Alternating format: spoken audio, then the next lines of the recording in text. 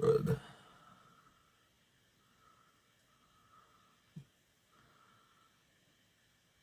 Dang it. Oh, my silly picture. It always goes to shit. Good morning. What's up, y'all? Can y'all see this up here? Is there anything in front of the liner? It moved it up like a half a freaking inch when I turned the thing on. Somebody let me know there, please. If that's not if the topic's not obstructed by anything up here. It's a little low.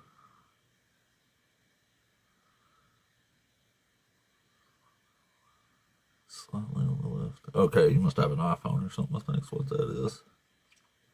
Alright, cool. Alright. Well, if it's seeable, then that's good enough. I got some stuff blocking it at the top, and believe it or not, I go through pretty great pains to try to make sure that's in the right spot, but it's hard. Alright, well, do not lean on your own understanding, but love God with all your heart. Yeah. Don't think for yourself. That would be a disaster in the Christian religion. Anyway, welcome in, y'all. Welcome back. Welcome through the kingdom of the ape.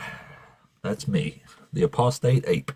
And as usual, if you are watching this as a replay on my YouTube channel, please consider liking the video, subscribing to the channel, hit the notification bell, here. It'd be great. Help a player out there, and I really appreciate you. Do not forget to be marking y'all's calendars for October of this year on the 23rd, 24th, and 25th, because the Rocket City Reason Conference is going down. That's right. It's a big old atheist deconstruction content creator convention, and there's going to be some absolute fucking titans of names that are all going to be there. So if you would like to join us and come have the time of your motherfucking life, then you should get your tickets for that at RocketCityReason.com, because it is going to be off the chain. Off the chain. That's right. I've still been saying that for most of my life. Anyway, also don't forget that we have a best friend on this channel.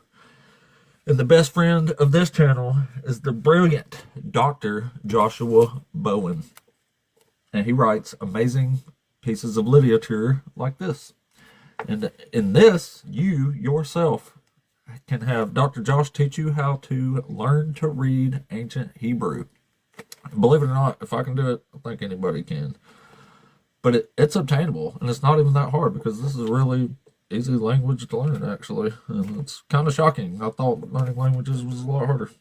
But even if you're not into learning languages, he writes brilliant scholarly works that give you knowledge that are explicitly geared toward combating apologetics, Christian apologetics, like us. You can start your own channel just based off one of his books if you wanted to. So, hit up Amazon, hit up wherever you need to hit up, because Dr. Joshua Bowen sells audiobooks as well on Audible, Amazon, whatever you want to call it. They're all over the place.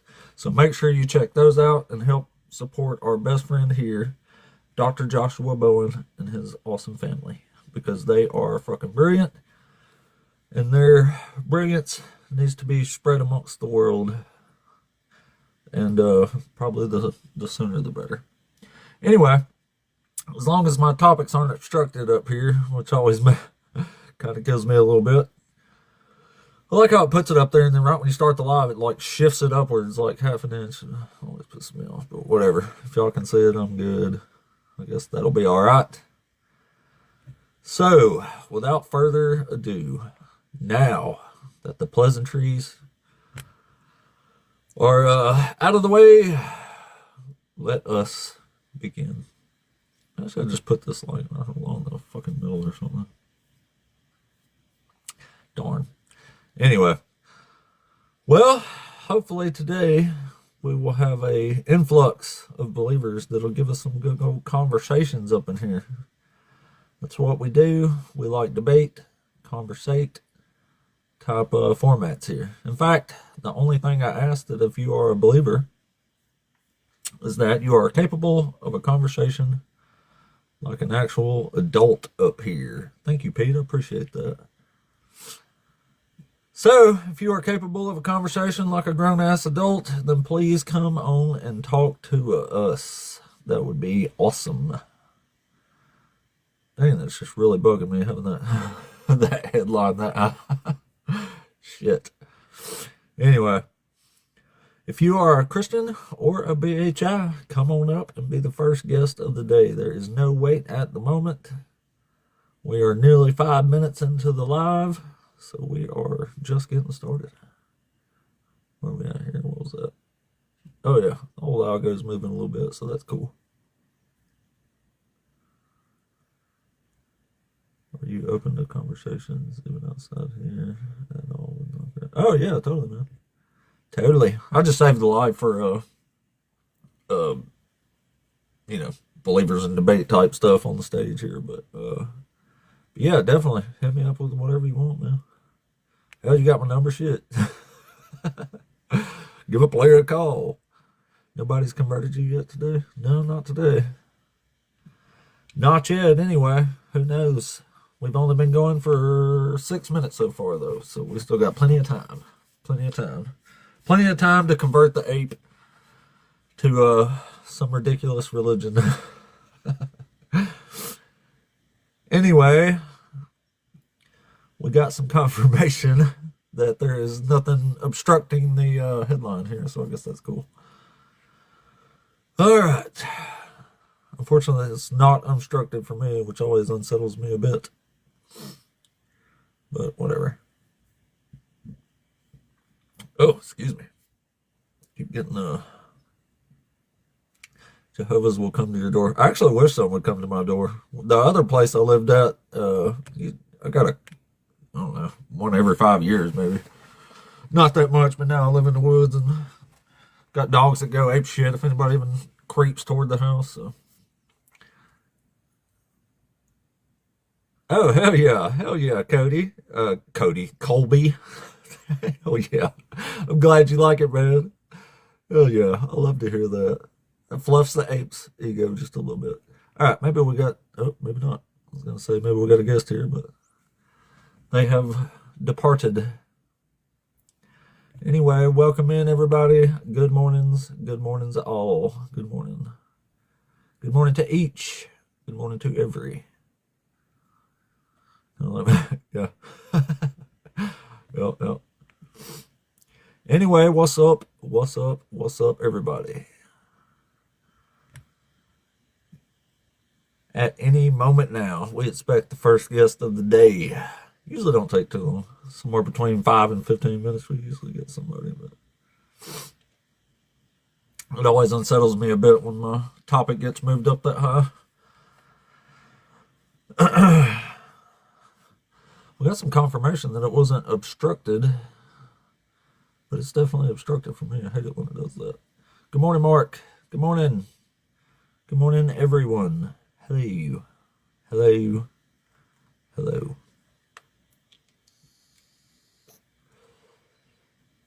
Good morning. Hello. Good morning. Hello, everyone. How do? Welcome in. And if you're a Christian or a BHI, come on up and be the first guest of the day. No wait at all at the moment. You never know. If we get somebody who's actually capable of a conversation, we talk for quite a long time. So let's see.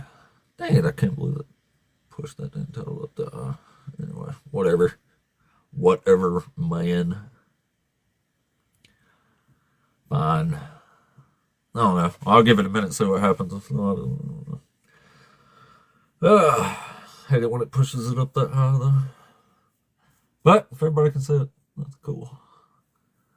That's cool, man. If it would stop being so damn cold outside, I'll go back out. But it's been like 40 degrees every damn morning over here. Even though it's getting to like 80 every stinking afternoon or whatever. How do you even know that things are evil in your worldview? I don't. We just guess. We just guess. You know what I'm saying? It's just a little opinion we have. A little opinion in the matter. Instead of opinion in the matters of evil. It was all right. It wasn't so bad. North Alabama. North Alabama is where I'm from. We had some warmer mornings. I did a few lives out there, but good Lord, I have to put on a freaking jacket before I go outside in the morning and do all my plant watering and fish feeding and shit now. But hey, trust me, as soon as it warms up again, we'll be back outside. We'll be back outside. All right, let's see. What time is it? All right, I'll tell you what. We'll give it 5 more minutes, and then I'm changing this. I wanted to run this new dude up here, but which isn't actually new, but it's a new picture. But if we don't get somebody in about 5 minutes, I'll change it because that always unsettles me, even though everybody's saying they can see it. Can't have the topic obstructed, even though it might not be. It is for me. That's for damn sure. Yikes. Yikes. All right. So if you are a Christian or BHI, come be the first guest of the day. The only thing that we ask is you are capable of an actual conversation. You say whatever you want. I do not demand any sort of respect at all, but I do demand an actual conversation if one is actually capable of such. Then again, sometimes it's hard. You know.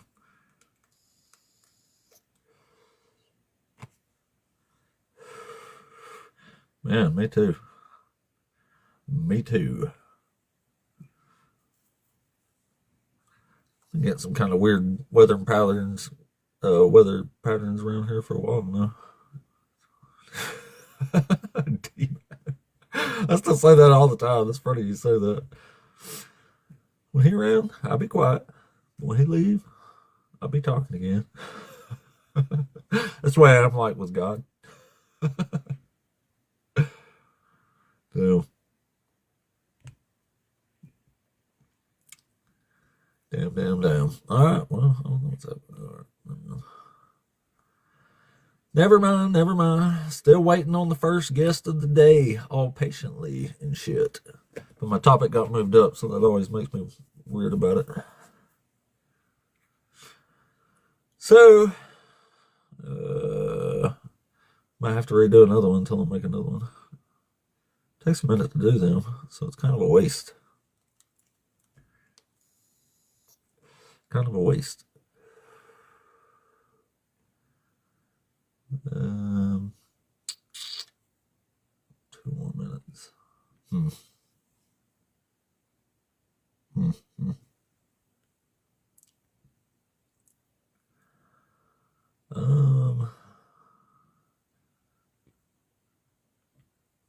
Yeah, screw it. Go ahead and change it. We're gonna put it back. I reckon we'll go back to a classic. Where it's at? There it is. Alright. Oh, well, maybe we got somebody here. Let's see.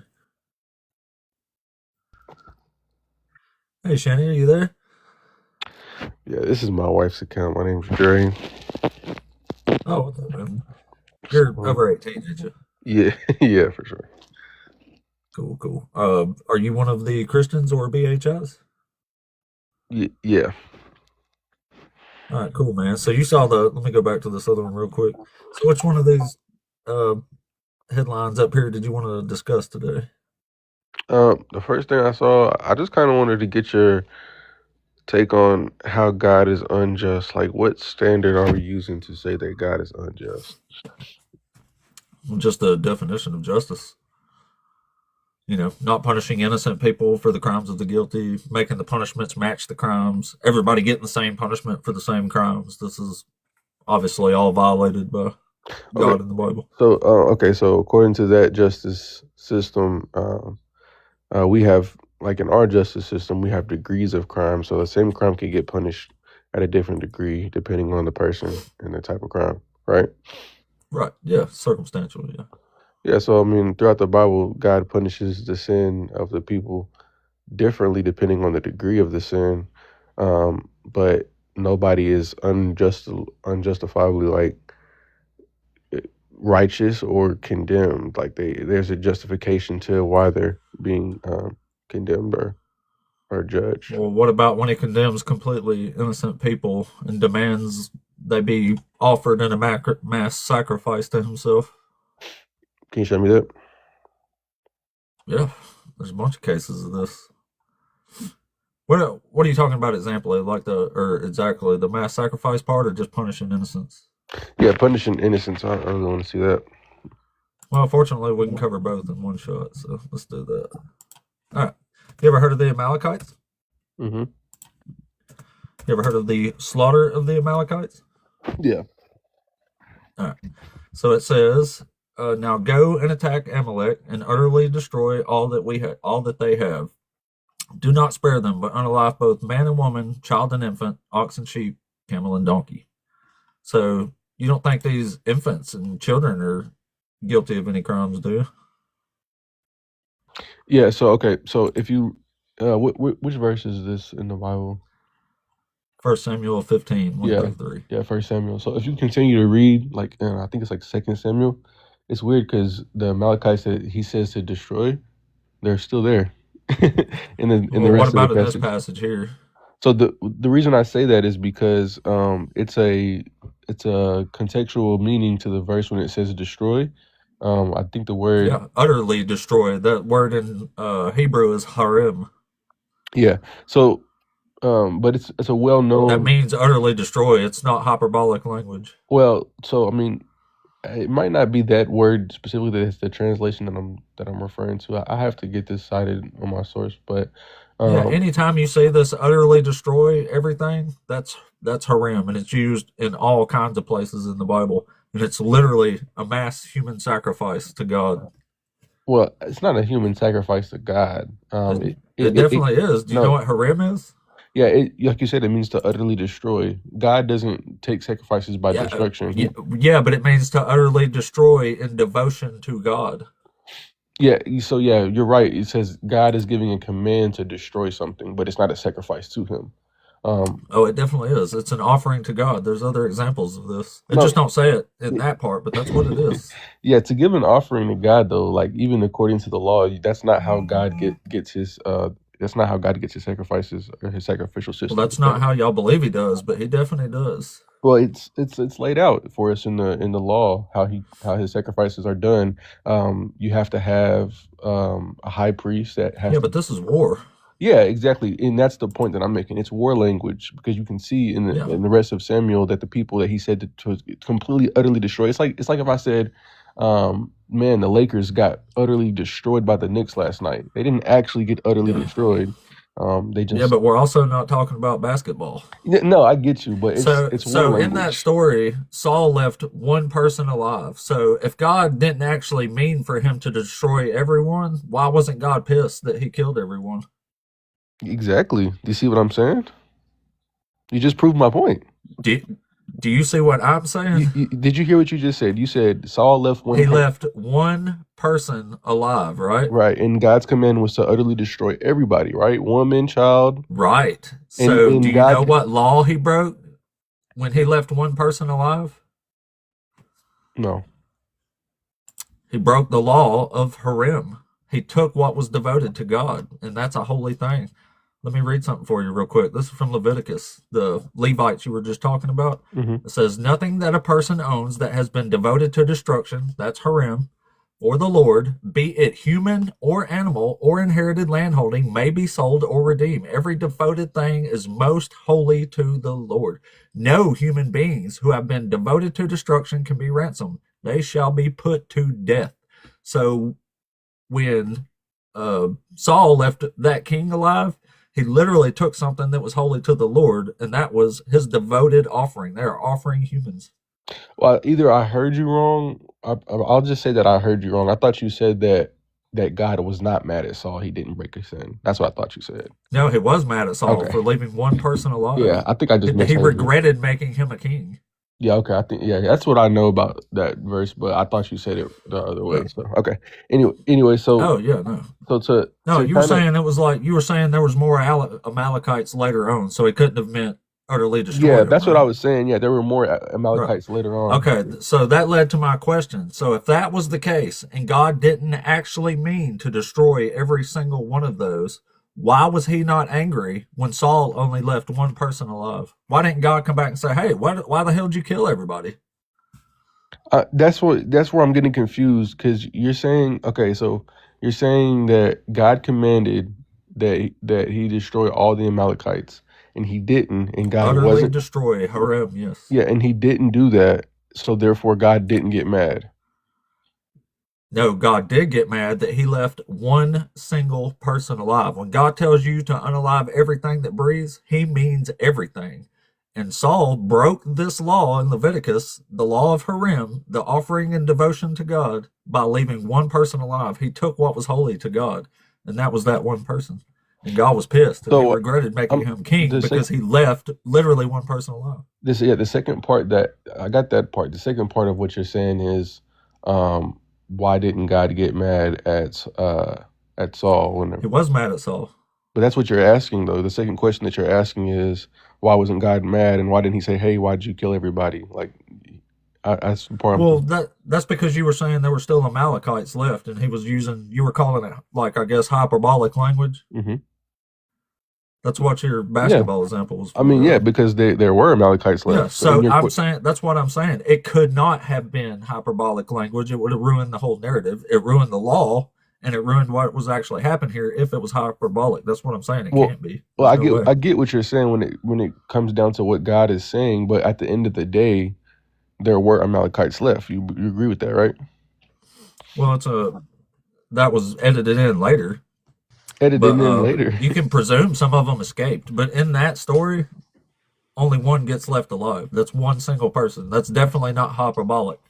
It was breaking the law. Well, if it says that you have to do to all of them, and then one is left, and you said God didn't get mad, that's the part I'm confused on. I said God Let did get me. mad. Can I? Sorry. Yeah, you're right. So and I'm sorry. I know your name's not Shania, but I didn't catch what your name is. Sorry, Oh yeah, my name's Dre. Dre. Okay, sorry, Josh.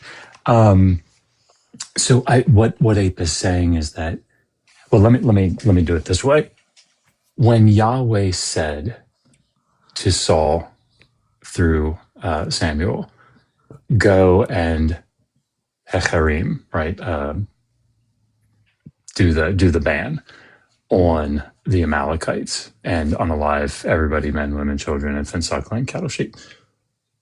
If that's hyperbole, what do you think Saul understood Yahweh to be saying through the prophet? What were his instructions if that's hyperbole? Well, okay, so that's kind of why I don't want to go into the semantics of what the words mean or what I kind of want to deal with more or less the unjust. Sorry, just because of what you're saying, I think I was unclear. So, like, if a coach comes out and says to the team, "All right, guys, go out there and like annihilate them," Hmm. what is it that all the players hear? Basically, make sure that you win the game. Like, make sure Right, that win the game. yeah, Right. exactly. Okay. So, in the same way, when Samuel said to Saul, "Go harem them," what is it that Saul heard? Basically, go conquer the people group. I guess like make sure that you have won the war. I would say. Okay. Did Saul do that? I mean, there weren't any. You said there was one person that was alive still, so yeah. Right, but I mean, did he win? I'm not sure. Well, if there's only one of them left. I mean, you could say that he won, but Right. if Yeah. but if God, I Right. I mean, mean, it'd be kind of Captured their silly to king. say Yeah. that he didn't, right? well, I mean, if unless so, if you're looking at it from a perspective of like the reason I say that I don't know. That's why I'm saying I don't know. So you guys can let me know.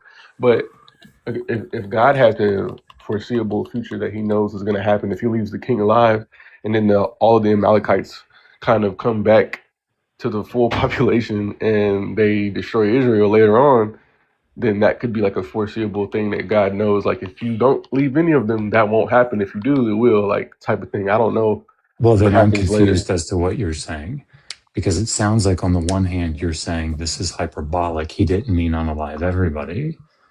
But then on the other hand, it sounds like you're saying if you don't unalive everybody, they could come back.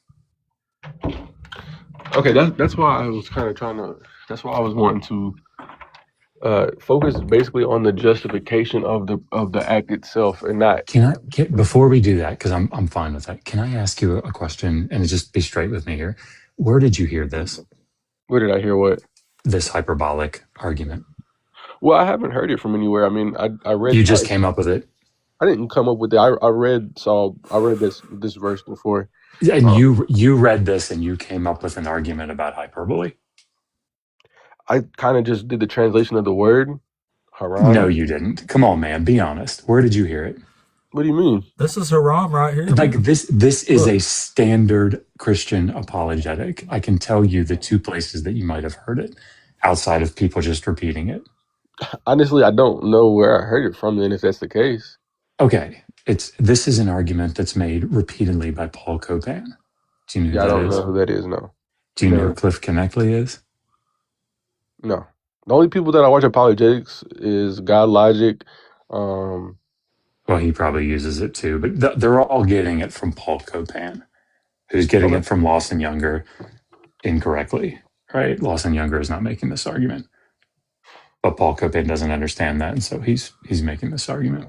I mean, that's fine. I mean, the thing is, like, that's what I'm saying. It doesn't really deal, like, if we deal with the semantics of what the word means, how it applies to the nations, it doesn't really deal with, right here. Yeah, it doesn't really deal with the justification of the act, though. That's the problem that it does. This is how they're justifying it right here. It's a devotion or offering to God. Look what it says. Yeah, I understand that, but the thing it says the total destruction of the enemy and his goods at the conclusion of a campaign, or uncompromising consecration of property and dedication of the property to God. And that includes humans.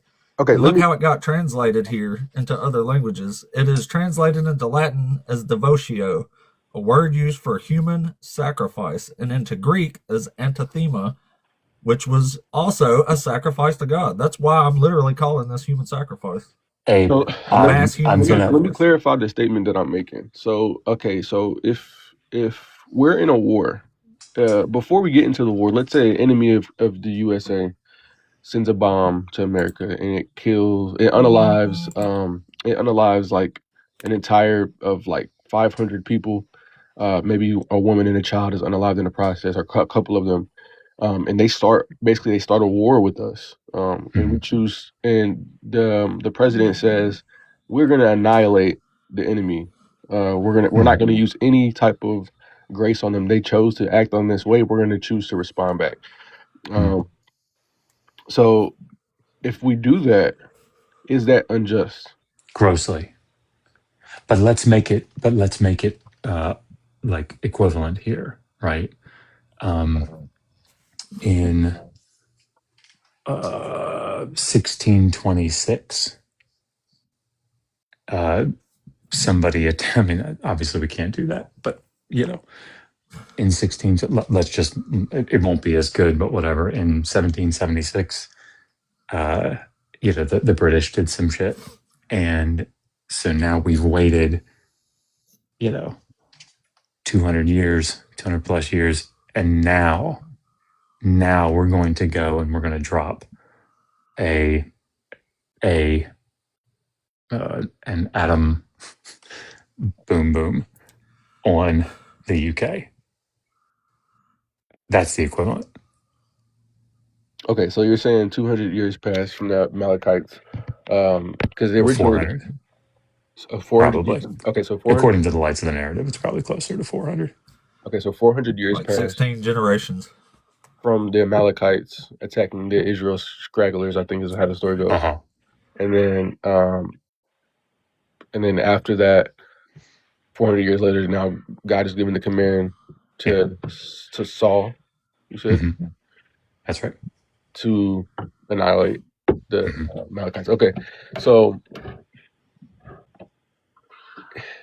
if you said That's why this comes up as injustice, because the people being destroyed here had nothing to do with the actual crime that they're being destroyed for right, in And but this mass in the same sacrifice. in the same way just to that be clear, just to be clear, like you see a difference between, it's still not good, obviously, but you see a difference between, like, somebody shooting a missile from a you know ship and it hitting a house, and as collateral damage, inadvertently, civilians, children get unalived. You see a difference between that and, hey, target that elementary school. yeah, and Okay. that's the type of language that is not used in the Bible though. That's what when it goes into annihilate them all, and it goes into the language that is used. That's what I was saying in the beginning, that's not saying, hey, make sure you get those children too. Like it's not It's But it literally is. listing the children and infants with the Yeah, adults, that's the literally. thing that's what I'm saying is this hyperbole argument, and it's just not. You just can't substantiate that. The narrative falls apart if you do.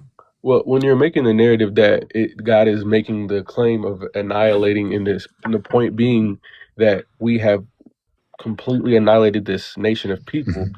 and they are under our subjection, and they are no longer like gonna have any power or authority over us. That's not what the word means, and that's not what the context So if requires it to you mean. destroy the women and the children too, Yep, yep. how Yeah. can they possibly like get to a place of power after that? That's the It, message that he's trying to send. no.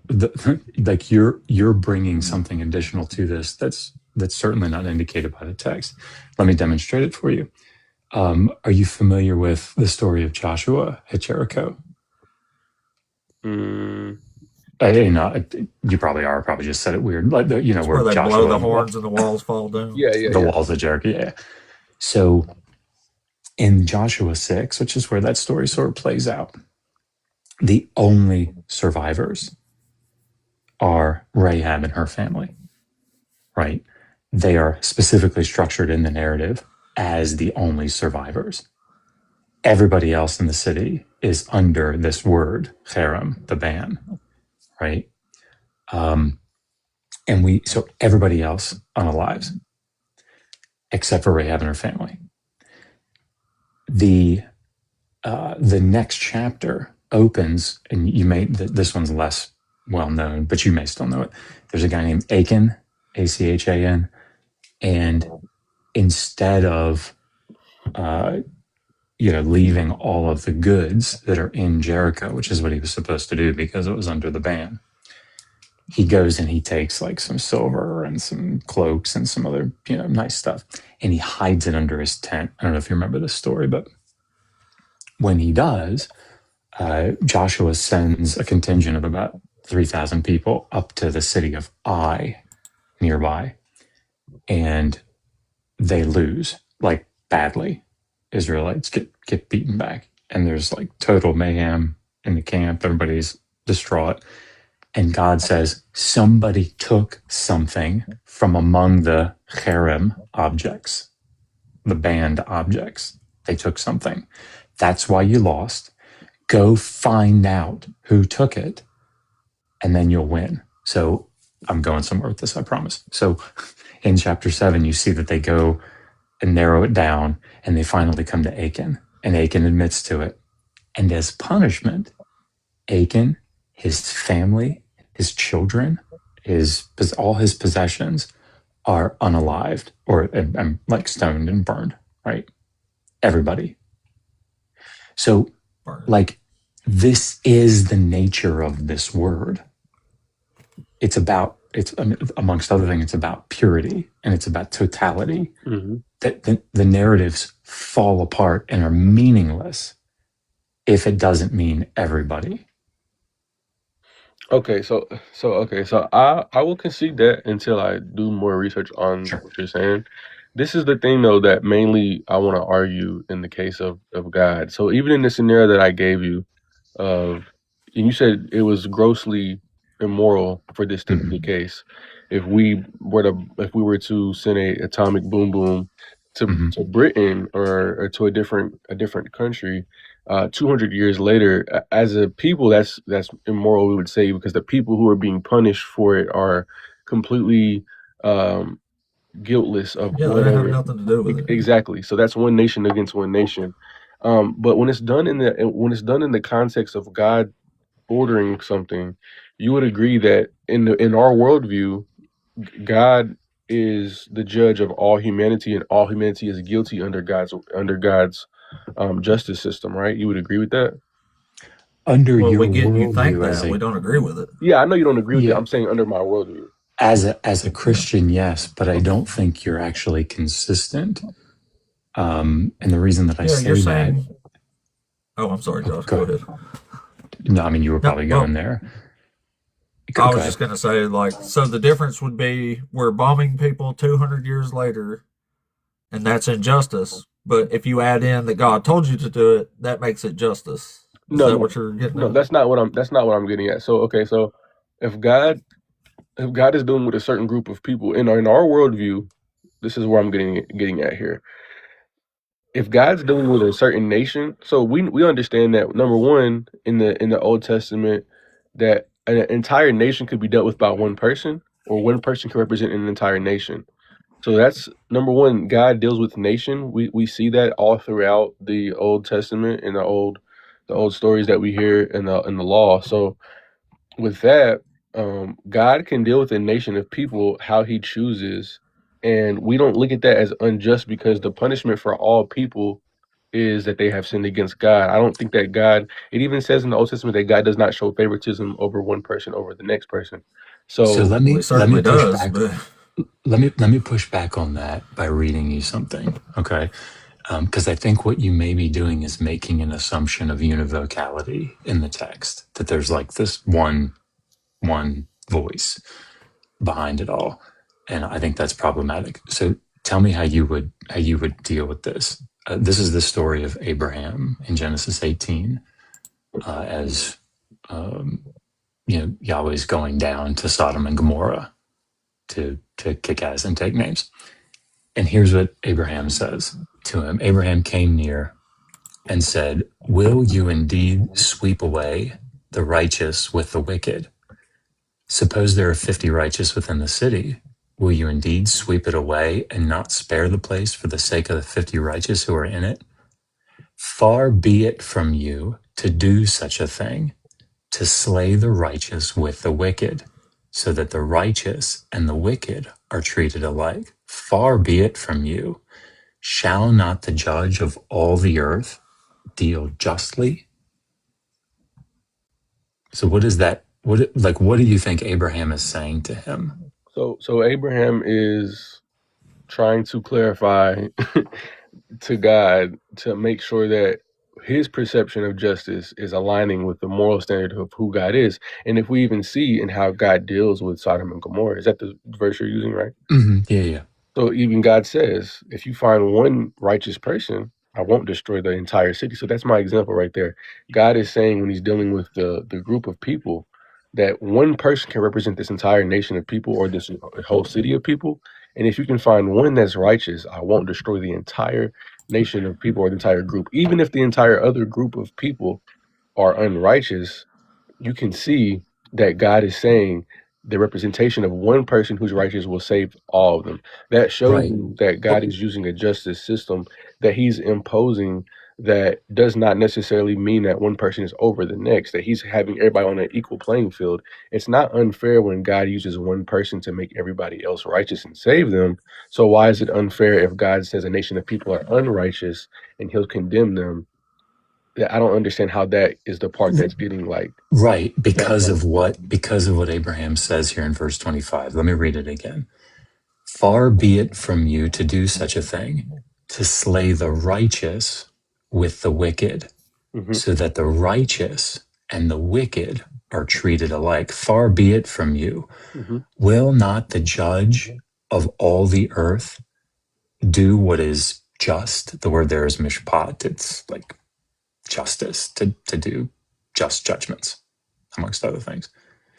So, like, It sounds like from what you're saying that if that Abraham either doesn't understand that everybody is unrighteous, or uh, like you're just disagreeing with Abraham and Abraham's correct. No, no, no. I'm not disagreeing with Abraham. I do actually believe that partially, and this just all goes down to the human perception of how God handles our sin. But I believe partially that most people would like to think that if they do righteous things, that they are indeed righteous. Now, while God will credit you righteousness, like how He did for Abraham, if you believe in Him and if you obey Him, that's not what true righteousness is in the sense of God being blameless to God. So you can be blameless in the eyes of God, like Abraham was whenever his faith was credited to him as righteousness. But we would agree that Abraham wasn't able to have the righteousness that was imputed onto him the same way until after Jesus gave up his blood Right. uh, for him. So just to be clear, I'm stopping you only because I understand that from a like a Pauline perspective, Christian perspective here that you hold. I understand that's the position. But what I'm critiquing is that I don't think that's the position that Abraham holds. I don't think that Abraham in any way is saying to Yahweh here, either whatever you do is just because of who you are, right? And just because by default or whatever, because you do it, it's just. Nor do I think he's saying, obviously, everybody in that city is unrighteous because we're humans and we all sin. Like neither of those things I don't agree with are that in either. Abraham's. Yeah, I don't, what I agree with is that Abraham is working through an idealization that he's having about humanity. He's saying, "Okay, I know that you're the God of all creation. I know that you're the you're a just ruler and you're a judge over all humanity.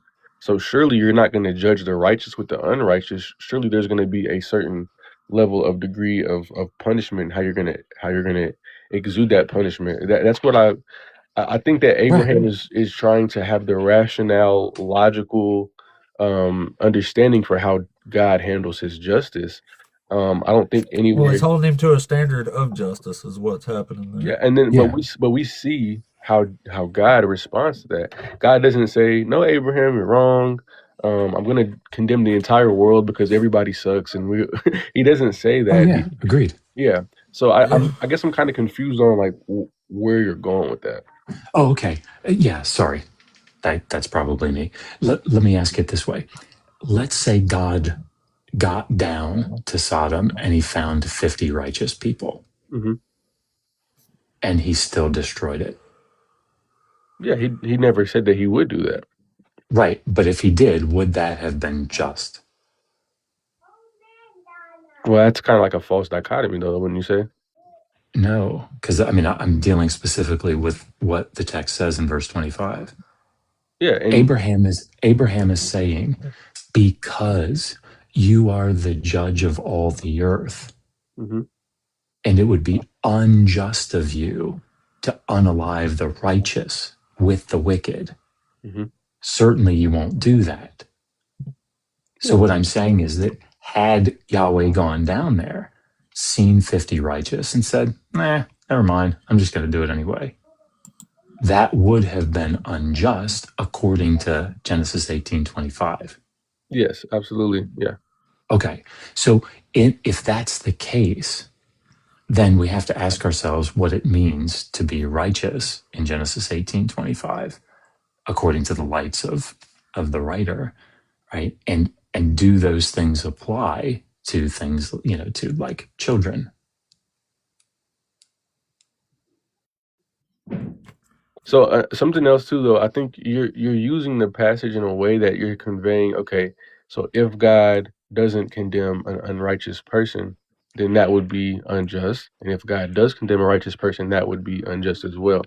The thing that I think you're missing here is that, like I told you, from the worldview that we have, no person is unjust or unrighteous. Sorry, no person is unrighteous, and they can't present to God You're their saying rights. everybody's got it coming, basically, right? No, I'm saying that without God intervening and making people right, because I agree that today after the cross, this is my worldview, that me along with all the other believers, we are justified in the eyes of God and we are righteous, like Paul says, like all the believers who follow Christ. So I don't believe that we are unjust or unjustified in front of God or unrighteous, but I do believe that there had to be a punishment for us to get that righteousness Right. that we have. Sorry, I don't mean to keep cutting you off on You're fine. We You're fine. understand that. We understand that what we're doing. Part of this internal critique is to adopt that and then say, but that's inconsistent with this. That's what we're doing. Okay, so this might sound like, if you want to fully expand, this might sound like a bit of a pivot, but I want you to follow this and I want you to stay where you are and then Okay. follow my line of thought here. So, in your eyes, in your worldview, God committing a justice that seems unrighteous by having somebody unalive, that kind of seems like the end all be all for you, and there's nothing else that God could do worse, right? That's kind of your worldview, or no? I didn't understand Okay. Sorry, what I'm you not. said. I'm not Sorry. explaining this right. So, okay. So It's probably not you.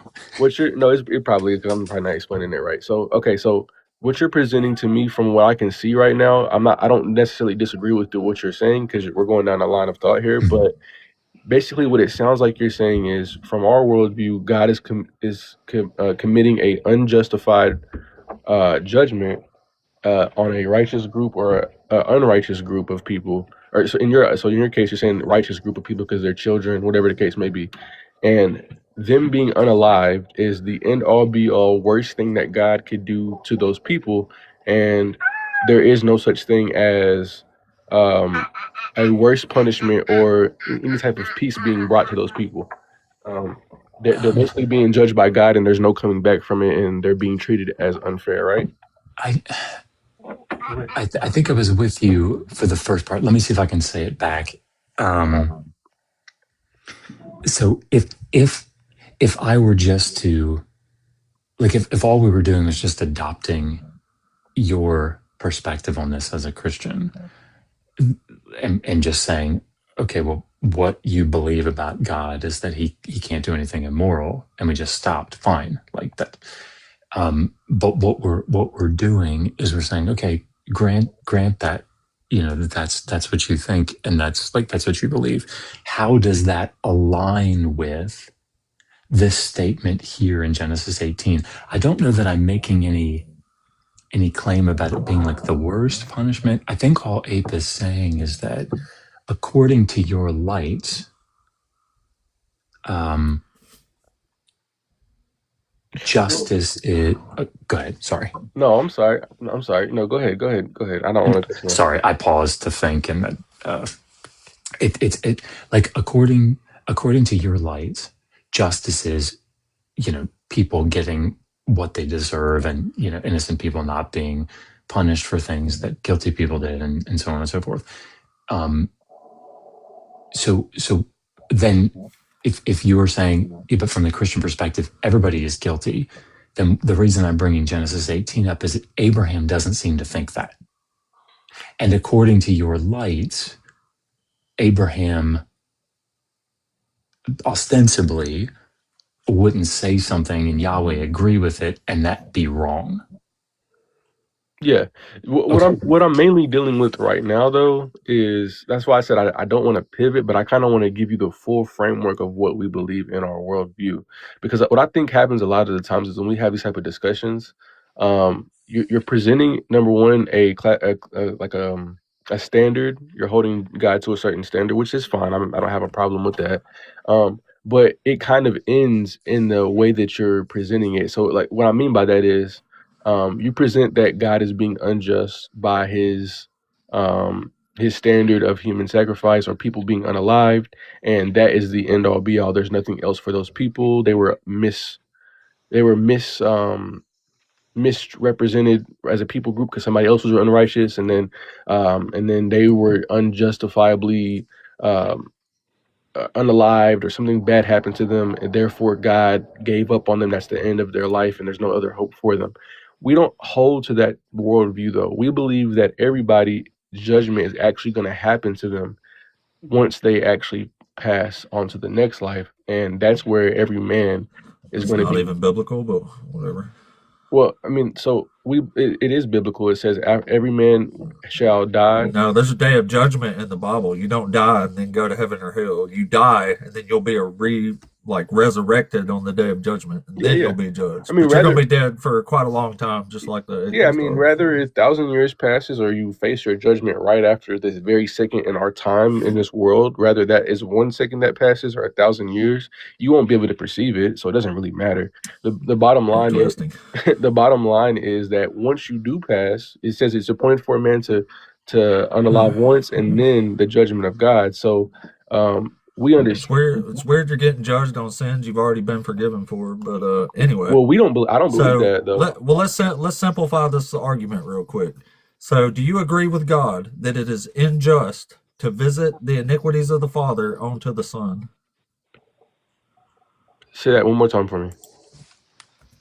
Do you agree that it would be injustice, or do you agree with God actually that it would be injustice to punish the Son for the sins of the Father? Oh, yeah, you're saying in the terms of, yes, exactly. I do think that that's injustice in terms of how God is punishing the sin.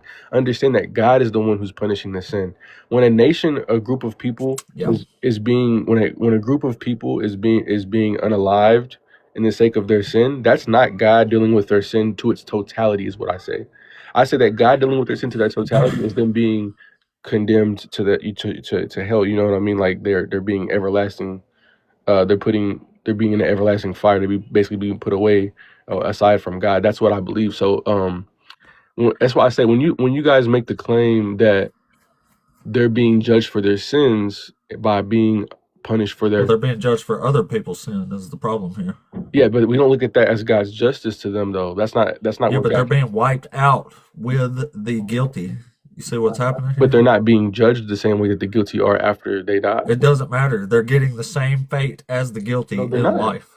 No, they're not. Yes, they are. If How are they not getting the same thing? If a baby has their brains bashed out because their parents were wicked, that's them getting a worse punishment than the parents, and they're being executed for the sins of the parents. So you're saying that that's how God handles sin. Absolutely. So why all throughout the And I can Bible? show you example after example of this You already over gave and me over one. and over again. Yeah, you already gave me one that says that the father should not be, or the son should not be punished for the father's sin. So that's already one. Right. So if does in fact happen, that means it's injustice, doesn't it? No, you're looking, like I said, you're No, I thought you said it was. that's injustice, yes. But you're looking. What I'm saying, no, too, is the premise that what they're being baby having their head bashed in. That's not the punishment for sin.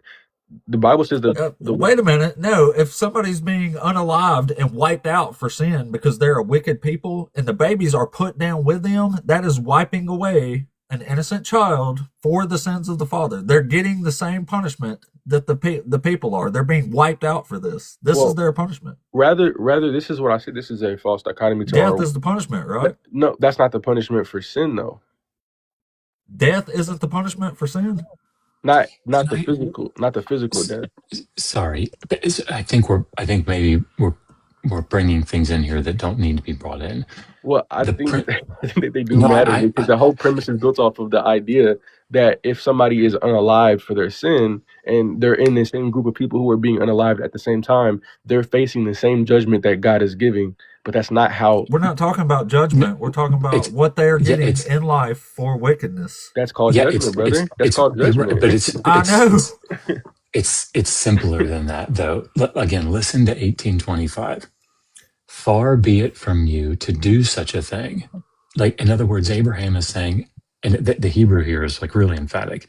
It's like, there's no fucking way that you'll do this to slay the righteous with the wicked so that the righteous and the wicked are treated alike. Far be it from you, will not the judge of all the earth deal justly? So, what in that verse, what would be the unjust thing for God to do?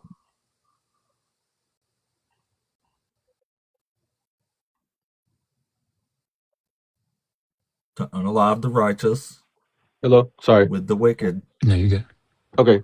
Sorry. Yeah. So in that verse, Abraham is talking about God's judgment to Sodom and Gomorrah, right? Right. And he's saying that it'd be unjust for God to judge the righteous with the wicked. So that's But in what way? In what way? by Because it's very specific.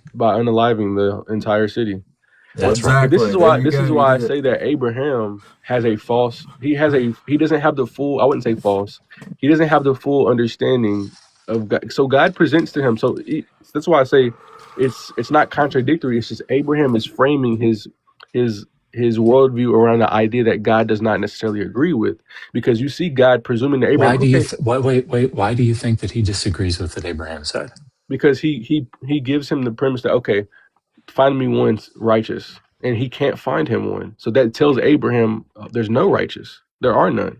And in the others, Well, that's not true. That's not true, right? He doesn't say find me one. He does. You remember what the bottom line number is? He says find me 10. Then he 10. goes 10 is the bottom line number. 10 was the bottom line. Mm-hmm. Okay, that's fine. Yeah, Lot and his family were righteous. Yeah. Okay. So that doesn't work with this idea that nobody's righteous. That's a concept that's foreign to the Hebrew Bible. So why They're does not it say only there's plenty of righteous people in the Bible. Zechariah and Elizabeth are also completely righteous in accordance to God. like I said, those So I mean, like in there's plenty of our righteous people worldview, in we the don't Bible. hold the standard that Abraham nor Zechariah nor anybody else can possibly be righteous in the eyes of God without the blood of Jesus. We don't believe that. That's not our perspective. Right. Well, then you're right, just but in denial of the text. Then No, we No, understand the so- full scope of the world. No. It's fine. But what you're doing, and I know this isn't intentional, but I think you're just equivocating here, right? The way that the word Sadiq is being used here, that this word for righteous, isn't this New Testament concept that you have from Paul, right? The word Sadiq here means you're just not doing wicked shit. Mm-hmm. Okay. So what Abraham is saying here, and I think you'd be very hard pressed to say that Yahweh disagrees with him, is that it would be unrighteous of Yahweh to unalive people that aren't doing wicked shit Mm-hmm. with people that are doing wicked shit. Right. And then what does Yahweh follow up with to Abraham? He says, if I find 50, if I find 45, if I find 40, if I find 30, 20, 10.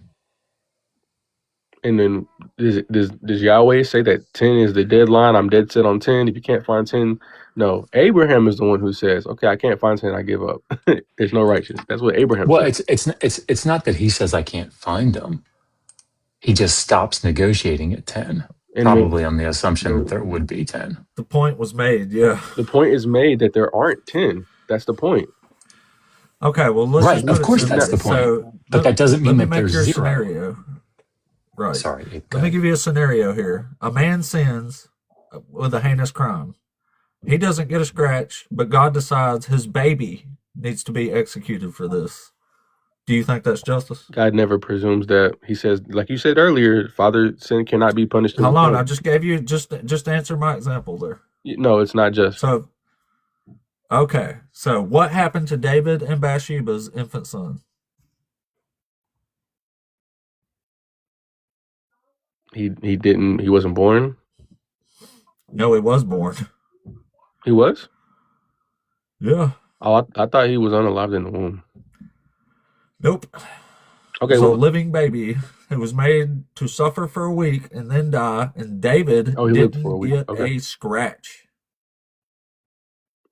I would disagree with So there you go. God is unjust. So you that's want to be an atheist now? That's what I'm saying. This is the premise. I'm showing you the premise here. If somebody unalives in the name of God, and something bad happens to them in the name of God for somebody else, and their life ends or they face a punishment on this earth, That is the totality of God's justice. It doesn't exceed that. It doesn't. There's no mercy in it. It doesn't exceed that. That's the end of it. And that person, once they are unalived, will be in the same position as the person who is unrighteous, like that baby versus David. That's not what we hold to in our world.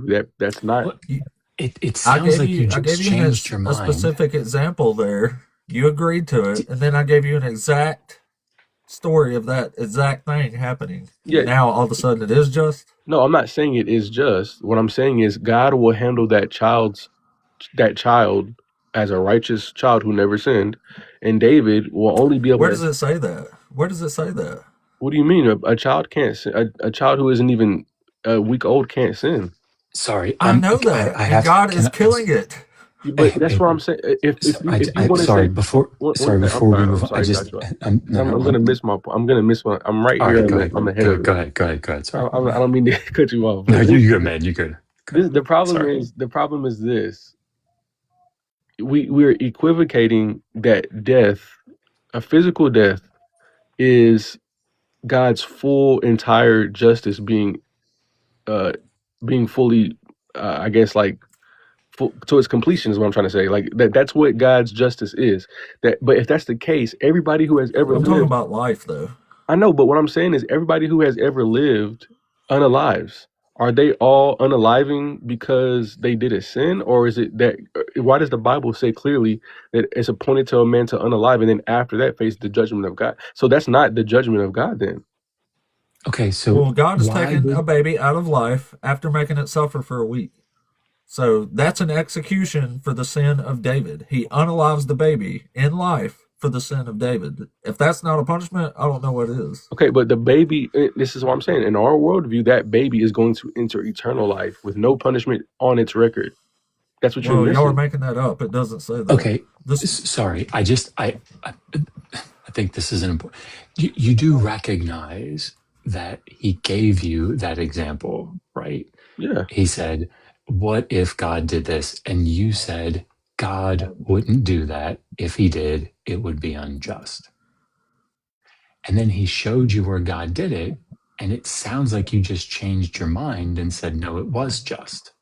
Well, the framing of the premise is that is God's justice. That's the problem. That's not God's justice. That's that. I will It agree is. that I will agree that that's David's sin being dealt with. I'll agree with that 100%. But that's not God's Will you framing. agree that an innocent child bore the guilt of David's sin? Absolutely, in the way that the child lost its life. Well, But that's there not you God. But go. the way that God deals with sin is not in that manner. That child is not It gonna. is. It's not to its totality though. That's just It is. It straight up says it, man. You're just in denial You're now. You're in absolutely right. denial I'm not mode. denying any part of that. What I'm saying is that You child. are. I'm saying that child is going to go into everlasting life without any type of punishment given to them by God. Doesn't say that. You're making that up. Well, I'm going off the premise that the child can't sin, so therefore they're righteous. I just Yeah, don't but according to understand you, the how. child wasn't. You said everybody's guilty. No, I you're just guilty. first. Well, you're guilty once you sin. That's what makes you guilty. I just Oh, don't okay. understand though how it went from God would not do that. In your mind, it was very clear God would not do something like that. But Off then the when it was premise, shown, I'm showing you off the. what premise? He said it's a father does a heinous crime, and the child is unalived because of it. So let me give you the premise that I think that God is making clear in the Bible when He says the father will not be or the son will not be punished for the father's sin. This is the premise I take for that. I take that when the father is unalived on Judgment Day, when God judges, the God will not look at the father and say, "Your son lied to you, therefore you're going to hell." That's not going to happen. The father's going to judge each person, and they're going to give their own account to what they do. You understand that God punished this sin, right? Yes, I absolutely understand that, but that's not God's full You justice. you really don't seem like you do. No, the problem is, like I said, the You premise. seem to be totally disregarding the main part of the story here to say, oh, well, the baby probably went to heaven. No, I'm not. Number one, I'm not saying the baby probably went to heaven. I'm saying if the baby never sinned, it is righteous. What I'm saying is the baby is not being condemned by God in any way, shape, or form. It's made to suffer for a week in life and then it dies. It is executed for sin. Okay. Every baby that has ever lived or been born is going to be unalived, either by natural. This is unalived by God You Himself. can say that God about does every the person, deed. though. God took this child out Himself. God He is even the says in the Bible executioner that here. He's the one who takes all life. He says that in the Bible. I know, but here He is Okay. taking the life of an innocent child after making it suffer for a week. So you're going with the premise that God does not ordain everybody's death. That's Okay, why it's fall. That's why let me read This this is because unreal, man. I think we This just is the need to Coke read of all this. Cokes here. And I get it. I do. So look, this is what Ape is talking about in Ezekiel 18. Here's verse 18. As for the father, because he practiced extortion, robbed his brother, and did what was not good among his people, behold, he will unalive for his iniquity. Yet you say, quote, why should the son not bear the punishment for the father's iniquity? End quote. When the son has practiced justice and righteousness and has observed all my statutes and done them, he shall surely live. Let me ask you something. With that premise right there, I'm not to cut you off. Do you think that anybody that was in that law held to all of God's statutes, all of his laws, and didn't break any of them? Do you agree? Yes, and that's exactly what the law required. Did anybody do that? Yes. Name me one Yes. person who did that under the law and was justified by the law. Elizabeth and Zechariah. I've already said two earlier. So the Bible says that they did all of God's statutes and held them perfectly. Yes. So God contradicts Himself by sending His Son for the world who needed a Savior because Elizabeth and Zechariah No, the didn't. New Testament is contradicting the Old Testament is what's happening there. The New Testament look, is lying about the Old Testament. Let me finish. Let me read verse 20. The person who sins will die. The son will not bear the punishment for the father's iniquity, nor will the father bear the punishment for the son's iniquity. That's The clear. righteousness of the righteous. That's very clear. Can you read that one more time so I can just? It is very clear. Sorry, let me go back to the previous verse. The person who sins will die. That's telling you that if you sin, you're going to die physically, but die, not go to heaven or hell, right? Yeah, you're going to die. But die. Yeah, we're talking about dying here, not heaven or hell. So do you believe if somebody never sins in our worldview, they're not going to die? No.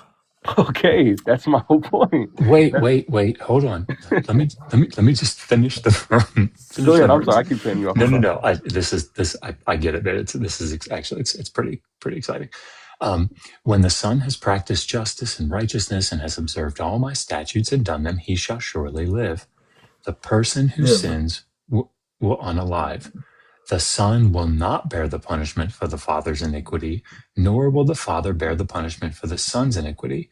The righteousness of the righteous will be upon himself, and the wickedness of the wicked will be upon himself. Mm-hmm. So it sounds pretty clear to me that God is framing what's going to happen after the person is unalived. Everybody. Why do you think this has anything to do with after unalivement?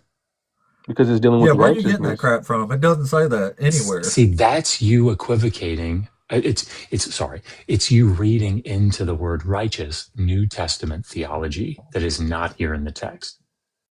Ezekiel has nothing in mind about the afterlife. Okay. The afterlife concepts in the Hebrew Bible are like damn near nil. Okay, so are you able to find any verses in the Old Testament? I don't have them referenced right now, but are you able to find any verses in the Old Testament that refer to God basically saying that it's appointed to a man to die, and then after that, the judgment of God? Is that anywhere in the Old Testament, or does it make any type of equivocation to a person unaliving and then facing judgment or anything like that?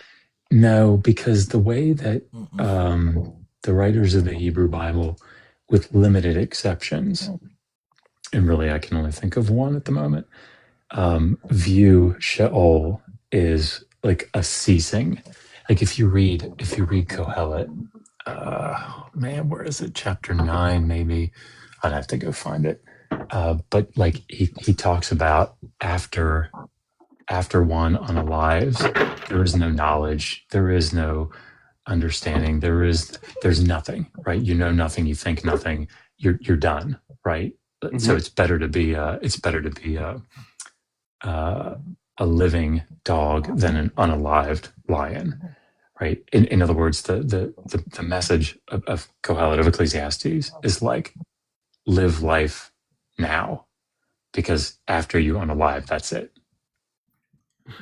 Yeah, I mean, so that's You're reading heaven and hell over the top of life and death in the Old Testament. Like it says straight up, it says David said to Nathan, I have sinned against the Lord. And Nathan said to David, now the Lord has put away your sin. You shall not die. Do you think that was God telling David he's going to live forever since the Lord put away his sin? no. Okay, well, Well, we're what I'm talking about saying is death then, right? Jesus We're talking went about down. life and death, Yeah, Jesus went down not into heaven and hell. Jesus went down into Sheol after he was unalive, and he got people from there. So how do you Right, you're reading New Testament theology. Are you saying that the whole New Testament is false? No, Absolutely. I'm saying that it's a different theological position. Okay, so hold on. It's a different theological tradition. So so we're gonna go with this. The Old Testament is true somehow, and the New Testament is false. Nobody's saying that. No, I'm saying the New Testament is lying about the Old Testament. They're not the same. Where does the New Testament make claims about the Old Testament? In lots of places, it says Jesus died for your sin. In the Old Testament, no one can die for your sin. We've read verses already talking about this. Yeah. You have to die for your own sin. That's the Old Testament. Yeah. So when the New Testament comes along and says, "Hey, this innocent guy is going to die for your sin," it's bogus. Well, it's clearly a lie. That's a false premise that Jesus is a guy. We believe It's not. It is. Jesus is not a guy. It's not. It's God. God can. He is a guy. He's just a guy. He doesn't fulfill a single prophecy in the actual context. And Jesus can't even get his own theology right about his own book. I mean, it's a bad joke, man. I'm telling you.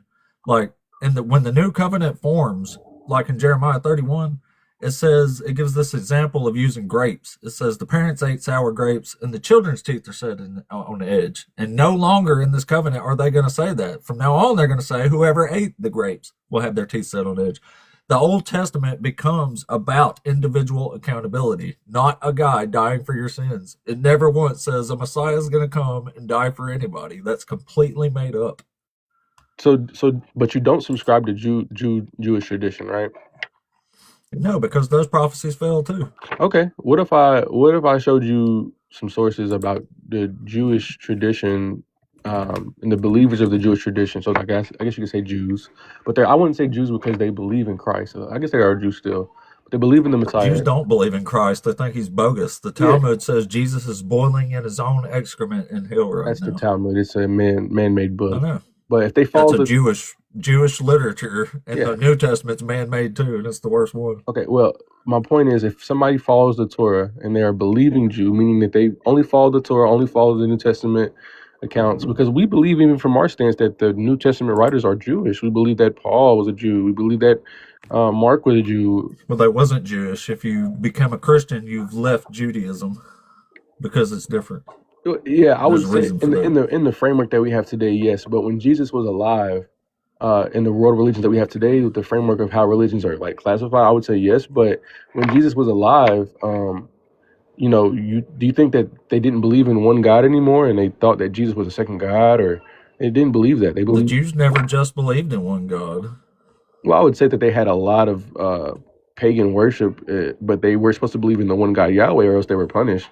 They're hedonistic. They only worship one God, but they believe in a whole bunch of gods.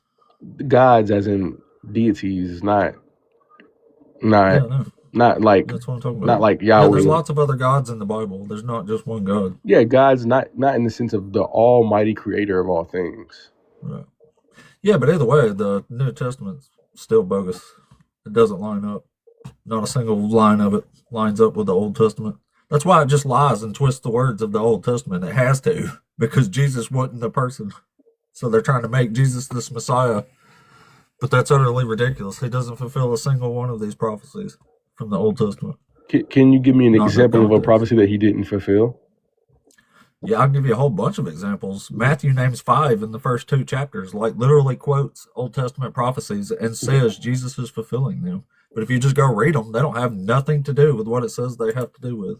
Yeah, I'll give you a good example. I need to charge my computer so I can. Because that's why I really don't have any sources right now. 'Cause my computer's dead. That's all right. I can pull them up if you want. Okay, yeah. So, like, just for example, you know, in Matthew chapter 2, there's a prophecy about the massacre of the infants, right? It's saying King Herod unalives all the infants in and around Bethlehem to fulfill a prophecy from Jeremiah 31, right? Yep. And then Jesus gets, the angel comes to Mary and tells her to flee, right? Not in Matthew. That's a different one. Well, Matthew's referring to the prophecy that talks about that, though, right? Like how Well, there's no prophecy that talks about it. That's what I'm about to show you. Oh, okay. That's what I'm saying. Matthew's saying there's a whole bunch of prophecies talking about Jesus, but if you actually just read the prophecies, they're not clearly not talking about whatever Matthew's saying they're talking about. So Matthew is literally saying that here, I'll just read it. It only takes a second. It says, when Herod saw that he had been tricked by the Magi, he was infuriated, and he sent and unalived all the children in and around Bethlehem who were 2 years old or under, according to the time that he had learned from the Magi. Then what had been spoken through the prophet Jeremiah was fulfilled. A voice was heard in Ramah, lamentation and bitter weeping. Rachel is weeping for her children. She refuses to be consoled because they are no more. So that's what he's quoting from Jeremiah 31, right? Can you show me anywhere in Jeremiah 31 that it suggests anything about infants being unalived in and around Bethlehem? Okay. Where does it say the word Bethlehem? Where does it say the word infants? Where does it say they are being unalived? And there's a prophecy about this. I'm so sorry. My wife walked in and was asking something. Repeat. I heard everything you said. Just repeat the verse that he was pulling from. Here, I'm already in Jeremiah 31, but he quotes Jeremiah 31, verse 15. It says, the voice is heard in Ramah, lamentation and bitter weeping. Rachel is weeping for her children, and she refuses to be comforted for her children because they are no more.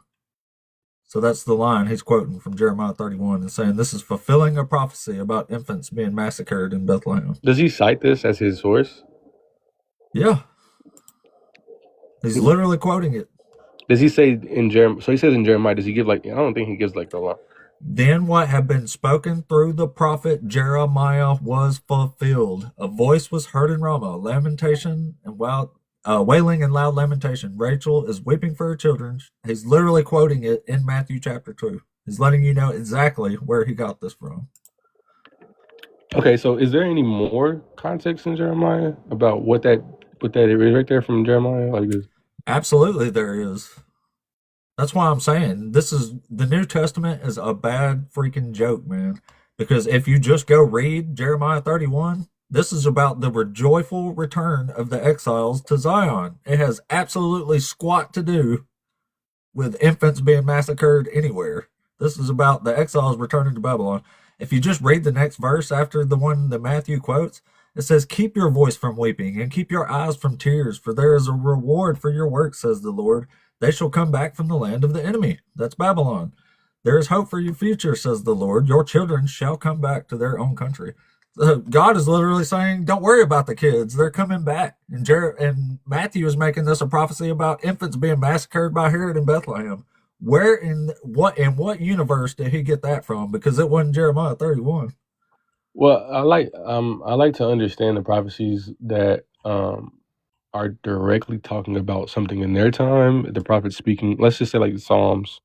Well, wait a minute. What about the one in Matthew? Matthew's saying this is a prophecy about Jesus being fulfilled. Yeah, and I believe it. What I'm saying is, I'm just going to give you a. Why do you believe it when it has absolutely squat to do with what Matthew's saying it has to do with? Well, that's what I'm getting to here. When the prophet is claiming something, and they're speaking, I believe that what they're speaking about is relevant to what's happening at that time, but it also gives a foreshadowing to what's going to come. So, for example... Okay, well, give me the foreshadow. Why should I read... Give me something to read in Jeremiah 31 that suggests anything that Matthew is suggesting it means. Well, it does imply that there are going to be women that are going to lose their children. So, I mean, at the very least, it's implying that. Where does it imply that? Where does it imply that? Does it not say that... read it to me again, I'm sorry. Read what? Jeremiah 31? Yeah. Well, that's a whole chapter. Just the if you want to read the verse that he's quoting again, It says, the voice was heard in Ramah, lamentation and bitter weeping. Rachel is weeping for her children. She refuses to be comforted for her children because they are no more. Yeah. Thus says the So that's Lord, right keep there. your voice from weeping and your eyes from tears, for there is a reward for your work, says the Lord. Rachel is the mother of Israel. She's talking about Israel there. Exactly. Her So children are in exile, but God is saying, do not worry about these children. They right. will be brought So back. the prophecy So is show me where this suggests anything in a prophecy about children being massacred. so it's a figurative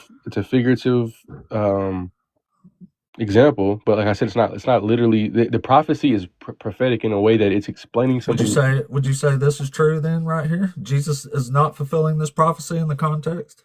No, I wouldn't say that. Okay, so give me some context that suggests it means what Matthew says it does.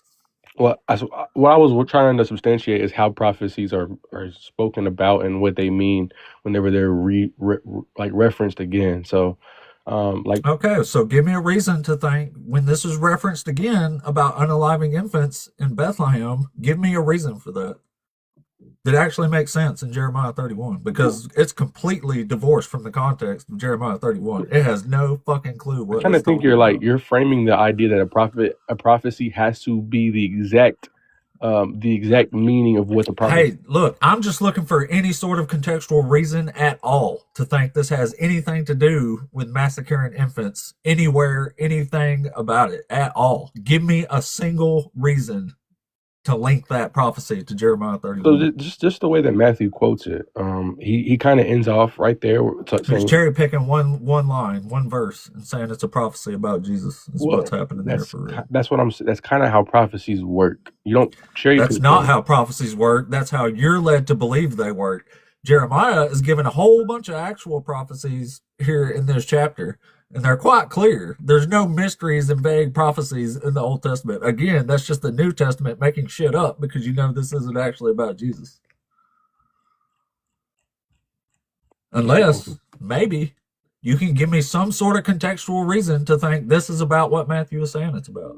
Well, I mean, he equivocates it to it by saying that Ra, Israel, is the mother of Israel. Her children are gone. So, that's the. What does that have to do with massacring infants in Bethlehem, and how in the world is this prophecy fulfilled that way? Because Matthew is saying this prophecy was fulfilled in that regard. So give me give me a prophecy that can be fulfilled here in any shape or form, even metaphorically. Make that link for me. Are you saying period in the Old Testament at all? In Jeremiah 31, he's quoting a line from Jeremiah 31, and he's saying this is a prophecy fulfilled. Well, So I mean, where in the world is this prophecy? I in can't give you Jeremiah any more 31? than the context that Matthew's pulling from it. That the mother of Israel. Okay, well, give me the context Matthew's pulling from. How was this prophecy fulfilled? I just said I can't give you anything more than the context that Matthew's pulling from it, because that's what the prophecy is. That's the portion of the prophecy is fulfilling. He's not giving any context. He's quoting one line, and he's saying this is a fulfilled prophecy. Yeah, I believe there can be prophecy that are fulfilled indirectly. Now I can give you a more direct prophecy, like give me an indirect reason to think this is about infants being massacred. What do you mean? I mean, Israel, the Ra is the mother. I'm looking for any reason at all to think Matthew isn't straight up cherry picking a line and lying about Jesus. That's what you call an indirect prophecy. So the prophecy is about something else, but it's indirectly talking about something else. That's an indirect prophecy. So indirectly means completely divorced from the actual context of Jeremiah 31, right? In the context of what he's addressing, yes, I give you that, but it's fulfilling. Okay, well then Jesus did not fulfill this prophecy in the context. So a prophecy can only be fulfilled in a certain context of what the prophet is speaking on exactly. Yeah, that's what God himself says. Maybe y'all should listen to God sometime. Can you give me that verse that God says that a prophet can only fulfill? Deuteronomy 18. Yes, I can give you that. It's all there. Trust me. It's not. These are only mysteries to Christians because y'all never actually read this. Or if you do read it, you definitely ain't reading the words that it's telling you because you have some strange idea that it's complete about something that it's definitely not. So do you want me to read you Deuteronomy 18? Yeah. All right, let's read that.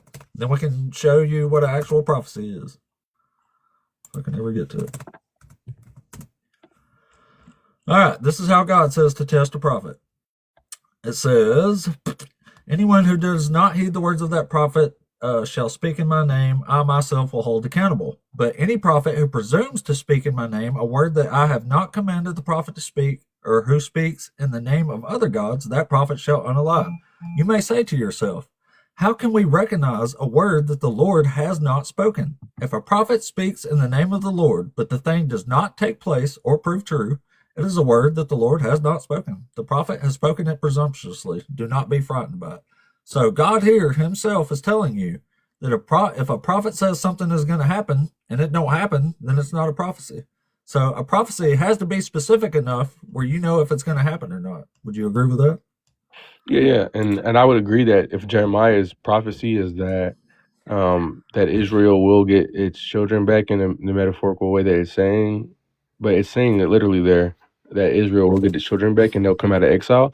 I agree that if Jeremiah is making this claim and it doesn't happen, then he's misrepresenting God and he's not a true prophet. But what I'm saying is the equivocation is that Matthew is saying So that where is a prophecy that's being fulfilled about infants being massacred in Bethlehem in Jeremiah 31? I don't believe that that's what Jeremiah was saying though, He wasn't. You're directly. right. He wasn't suggesting anything even kind of close to that. But that's what I'm saying. That's how I know that the New Testament is making Okay, this shit up. look, can It's a I give complete you a lie. different example? So like let's say in Psalms. Yeah, as soon as you concede that this one don't have anything to do with infants being massacred, this Matthew's made that shit up. Okay, well, for sake of conversation, I can see that. Now, let's move on to for the example of Yeah, that. give me one Jesus actually fulfills in the context of the prophecy. So that's what I'm saying. So I want to stay where we are as far as prophecies are being fulfilled, but I'm just giving you a different example so that can be relative to the one that we used. So okay, Yeah, so and I believe it's Psalms, where it talks about being Psalm 22. I'm guessing already. So it'd be like the piercing of the one who's pierced. Okay, so that whole prophecy is well known to be about Israel, I believe. It's not even a prophecy. Okay, well that whole line in the Psalms is about Israel, but no, it's not. Who's it about? It's about David. This is a lament of David. It's not even a prophecy. This is David talking to God, not God conveying information through a prophet. That's what a prophecy is. This is a Psalm of David, man. This is all about David, and it doesn't even say pierced. That's where the New Testament is again lying to you and putting in words that makes it sound like Jesus. Okay, I want to make sure I can't wait for my computer to turn on. Here, I'll read you my version right now. That's from verse 16 right. in Psalm 22, which isn't even a prophecy. So it says, "For dogs are all around me, a company of evildoers encircle me. They bound my hands and my feet," is what my translation says. It doesn't say they pierced my hands and my feet. But either way, who's the my there? It says they pierce my hands and my feet. They pierce. They are actively piercing my hands and my feet, if that's what it says. Mm-hmm. So who's talking there? Who's the my? David. That's right. It's David. You see how that's the very first line says, my God, why have you forsaken me?" Who's the me there? David. "Oh my God, I cry by day, but you do not answer, and by night, but I find no rest." Who's the I there? So why do you think that Jesus quotes this though? Because it was a book he knew about. If quoting a line from an old book is a prophecy, then I'm fulfilling it right now when I read it. My God, why have you forsaken me? Look, I fulfilled a prophecy. Who the prophecy is about? It's actively happening to Jesus in his It's time. not a prophecy, my man. It's a lament of David. A prophecy is when God puts his words and they come out of the mouth of a prophet. This is David. He's surrounded by enemies and he's asking God for help. This is a prayer, not a prophecy. So, okay, let me ask you this then. I think we're just defining the word. But it demonstrates full well how the New Testament is willing to bend context to their liking when it has nothing to do with what they're saying it does. So if a prophet of God says something and the exact thing that they're saying is happening to them actively, but then it happens so let me just give an example. Let's say that I think what I was referring to first, I misrepresented the point because I was citing the wrong verse because I don't have my freaking computer. But let's say that there's a verse, I think it might even be Isaiah 53, and it's talking about Israel. The whole verse is about Israel, and it's talking about how Israel is going to be. It is about Israel. It's about Israel, but indirectly it applies. It does directly apply to Jesus because it's happening to him in his life. It don't. So that's not. Only certain lines, if you cherry pick a few lines, seem like they're about Jesus. But if you actually just read the words, there it can't be. It's impossible. Just for example, let's read one real quick. It says, "But he was crushed for our transgression, or he was wounded for our transgressions, crushed for our iniquities." When I say someone was crushed, that means it's already happened. Unless it's an unfulfilled prophecy and it hasn't happened yet. It's not a prophecy if it's using past tense languages. Why would a prophecy say, "Hey, this guy over here has been crushed," and you would take that to mean as somebody will be crushed in the future? So why are you like limiting how these prophecies can be used though? Is the question. Because words have meanings, and if you're just going to change the words and their meanings, then it's meaningless. You're just making shit up at that point. But no, what we're dealing with right now is how valid or how substantiate a prophecy is, how it substantiates itself as being true. Well, or not. it's not very substantiated if you're willing to change all the words and the meanings. Well, okay, that's not the problem though. The problem is how you're substantiating the prophecy being true or not. That's what determines how true it is. And if you're saying that if the Yeah. prophet is making the claim that something There's already, a whole bunch of actual prophecies about messiahs and times and stuff, if but you're saying that a Christians seem prophet, to be picking the ones that aren't even prophecies and pretending it's prophecy. so what? That's what I'm saying. So just because something is referring to something in the past, that makes it no longer a prophecy that can be fulfilled in the future. That's what you're saying. Where does God give that I'm stand? saying that if Isaiah is speaking and God's words are coming out of his mouth, and God's word says he was wounded, that means somebody's already been wounded. When God says someone will be wounded, that means he's talking about a future event. When he says something already happened, that means it's already Okay, let happened. me ask you this. You believe that when a prophet speaks, just go down this line of thought from me real quick. You believe when a prophet speaks that they're speaking the words of God, right? Yeah, that's God's words coming out Okay. of their mouth. Do you agree that God's omnipresent in our worldview and that God already exists at all times? And to him, if he's the one speaking, it did already happen because No, I think God's completely imaginary. okay, I'm saying in our worldview, I'm substantiating the truth in our worldview, not yours. So if God's all omnipresent and he's existing at all times, if a prophet is saying that something already happened and it's God's words, is it not possible that God is speaking through that prophet and he already did have that happen? He experienced it already because he's God. He's always everywhere all the time. He's omnipresent. So how is that problematic to God in his nature if that's God's words? Because words have meanings, they have definitions, and they have context.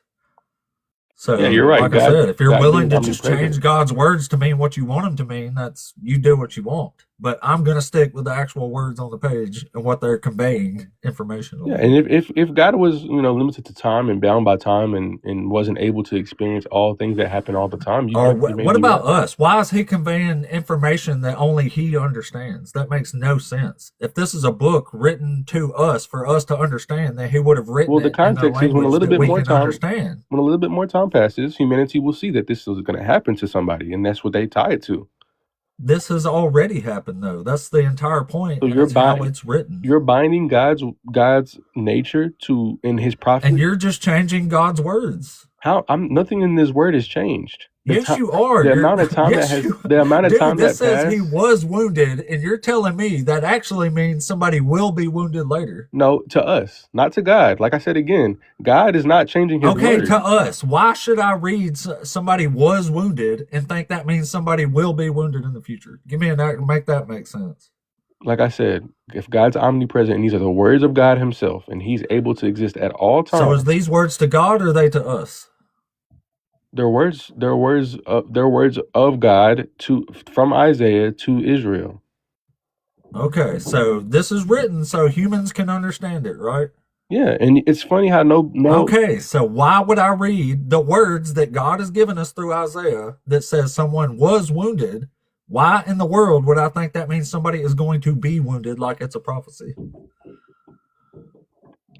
Because number one, you understand already right now that somebody was wounded in the time frame that you're giving the scenario. Yeah, I do, because that's what it says. Somebody was wounded. Okay, That somebody was Israel, and they were wounded in the past. They will not be wounded in the future, according to this.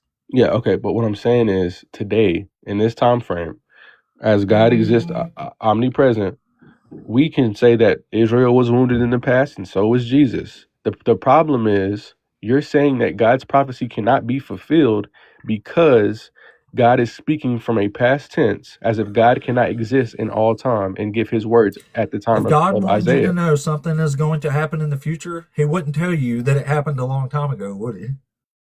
That's not the type of prophecy that Isaiah was giving, though. He wasn't giving Yes, a. it is. It says he was wounded, he has borne and carried. It's using an all past tense language. That's all that's written here. He was wounded for our transgression, crushed with an ed. This is all past tense. He was oppressed, he was afflicted, yet he did not open his mouth. Like, this is all past tense language. Okay, yeah. Because it's the past There's event. no It's the disagreement. Babylonian exile. Yeah. Okay, and that's what I'm saying. The problem I think we're having right now with this prophecy conversation is that you're confining prophecies to how they're substantiated, and you're basing it off of God. But you're saying that You know how I know the New Testament's actually lying about this? It's because Jesus himself lies about this prophecy in the New Testament. And I can prove it. Go ahead. Yeah. I just You ever read John I 12? respect you for keeping me up this long. Go ahead. You ever read John 12? Yeah. Well, I'm trying to convince you you've been lied to, and it takes a while sometimes. Oops. Yeah, John 12. Yeah, so Jesus names, just like I showed you that Matthew was cherry picking the lines from Jeremiah 31 and trying to make it a prophecy about Jesus. Jesus does the same thing here with the first two lines in Isaiah 53. And it says, where we at?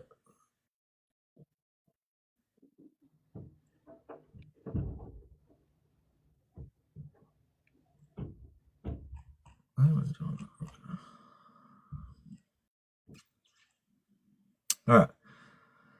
So in John chapter 12, it says, after Jesus said this, he departed and hid from them. Although he had performed so many signs in their presence, they did not believe him. And this was to fulfill the word spoken by the prophet Isaiah.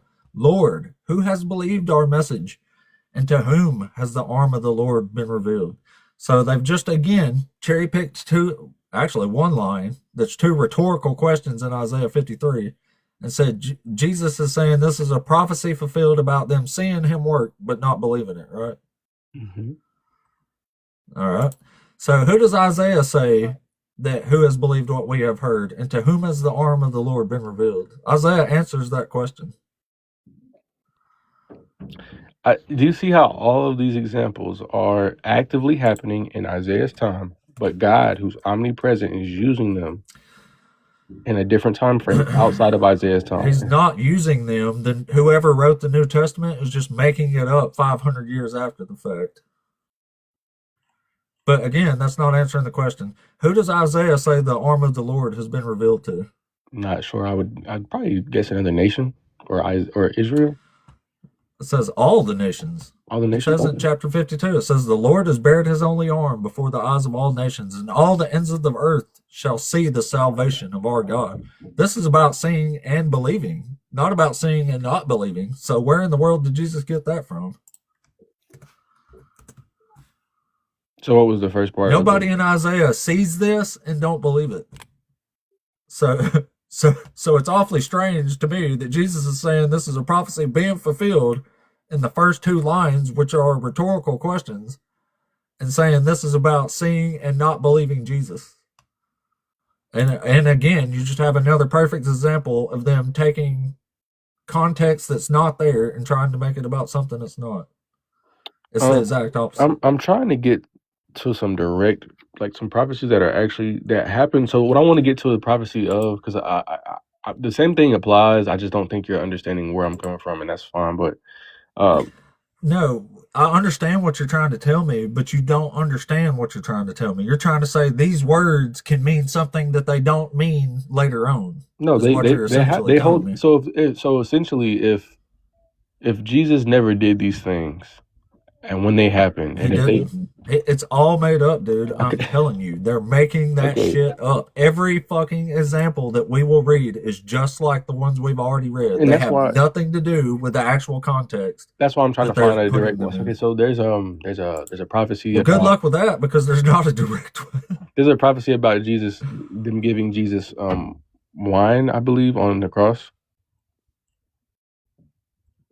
I don't know about that one.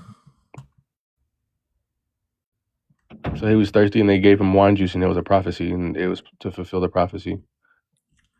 I'm sure whatever you're talking about, we could just read it, and it has nothing to do with giving anybody wine on a cross.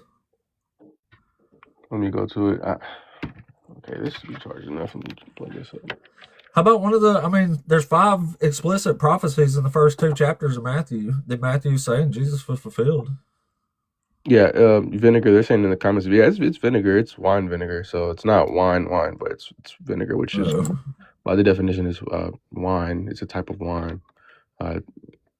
It's called. So vinegar means wine now?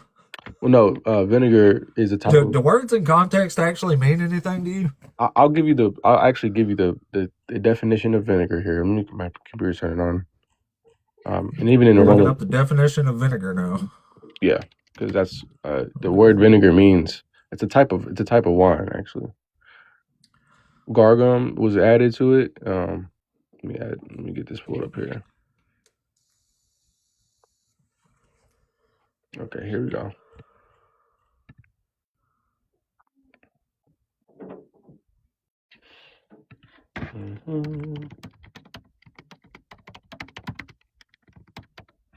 There you go. So yeah, so it's vinegar is made from wine. So it goes through a process. Vinegar is produced when wine or another alcohol source is exposed to bacteria and oxygen. So if I ask you today, I say, "Hey man, you want to come over and drink some vinegar?" What are you gonna say? I'm gonna say no.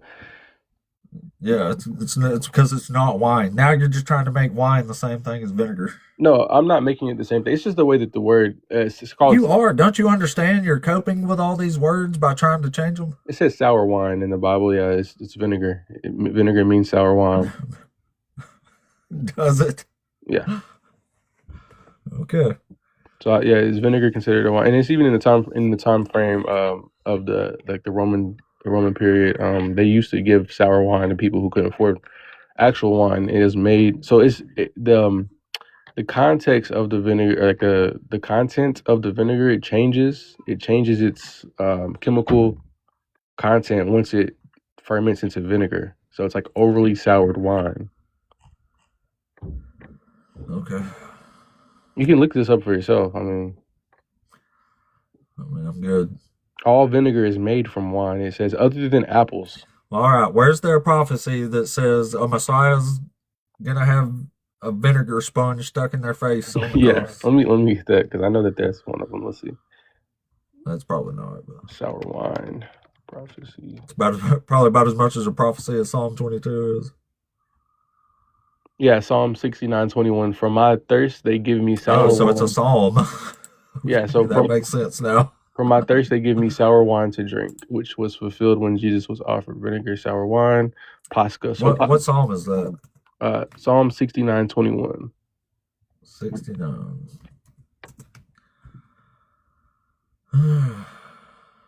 Psalm 69. Prayer for deliverance from persecution from David. Yeah, I don't understand the connotation that a prophecy cannot be fulfilled twice or in a different time. I don't understand. So this says, they gave me poison for food, and for my thirst, they gave me vinegar to drink. Yeah. The word there is Pascha.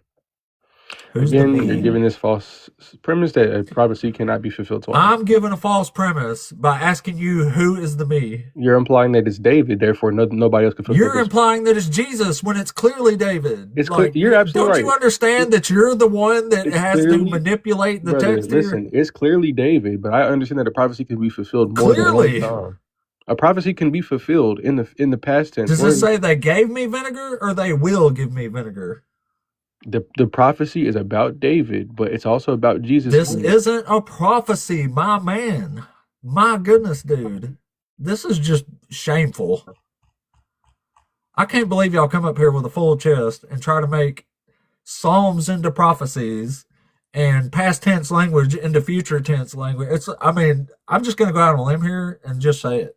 Context and words mean squat to you, my man. You don't give a shit what this actually says. It's just sad. So But then again, that's what I just we're want to reading. address. They're saying Pascha is itself a drink made from vinegar. So we're 2 steps from wine now. So like I said, Okay, so that's not wine, is it? It's so 2 steps from wine. no, Pascha itself is Oh that God, it's man, called this is just sad. it's Dude. literally called sour wine, and Mhm. all Do you want to vinegar. read some actual prophecies about actual messiahs? Because this is just fucking sad. This is the cherry pick of all copes. I mean, so as long as you're going Are with you the interested in some actual prophecies about actual messiahs? you're going to give the premise that the prophecy has to be fulfilled right then, and no other time can the prophecy be fulfilled. That's not what I'm saying. Yeah, it Now is, you're though. just changing my All the words. examples that No, you I'm have not. gave so far, I would prefer we use some actual prophecies in actual context. That's what I'm looking for. That's why this says Jesus doesn't fulfill a single prophecy in context. So substantiate a prophecy. He can fulfill them if you change all the words and make them spiritual and metaphorical fulfillments. Yeah, of course he fulfills those. He fulfills them all. Don't make up whatever you want. He'll fulfill all of it. I mean, that's simple. What's not simple is you showing me an actual prophecy in the actual context that Jesus actually fulfills. Do you have one of those? Genesis. Oh my God. I know you just didn't say Genesis. Yeah, I'll go with Genesis. Are you going to say Genesis 3? Let me see. Finally got my computer. Just go ahead and say Genesis 3. We know you're going to make that a prophecy now. Genesis 3, maybe 15? So the reason I would say this is a prophecy directly is because women don't have seeds. Men have seeds. And the only Do women one, have offspring? no, they don't. Women don't have offspring. Offspring is from your seed. Do men have offspring? Do men Yes. have babies? Yes. So now you're flipping the roles of males and females. Oh no, I said that wrong. Sorry. The seed is with the man. The offspring is with the woman. I'm sorry. I heard you wrong. Okay, so this doesn't say seed. It says, I will put enmity between you and the woman and between your offspring and hers. Who's the your there?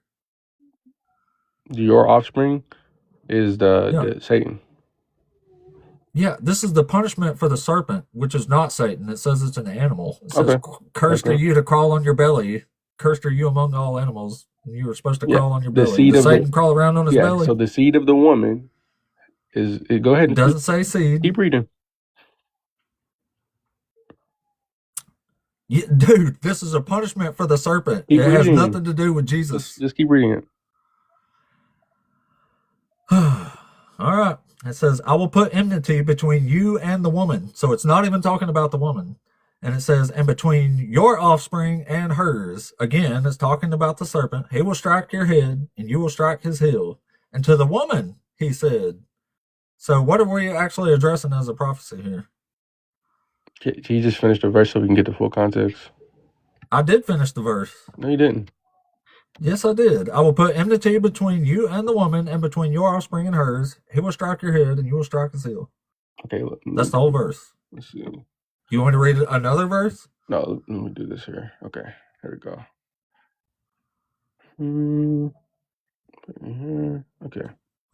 All right, let's start here. So the Lord God said to the serpent, because you have done this, cursed are you above all livestock and all wild animals. You will crawl on your belly and you will eat dust on the days of your life.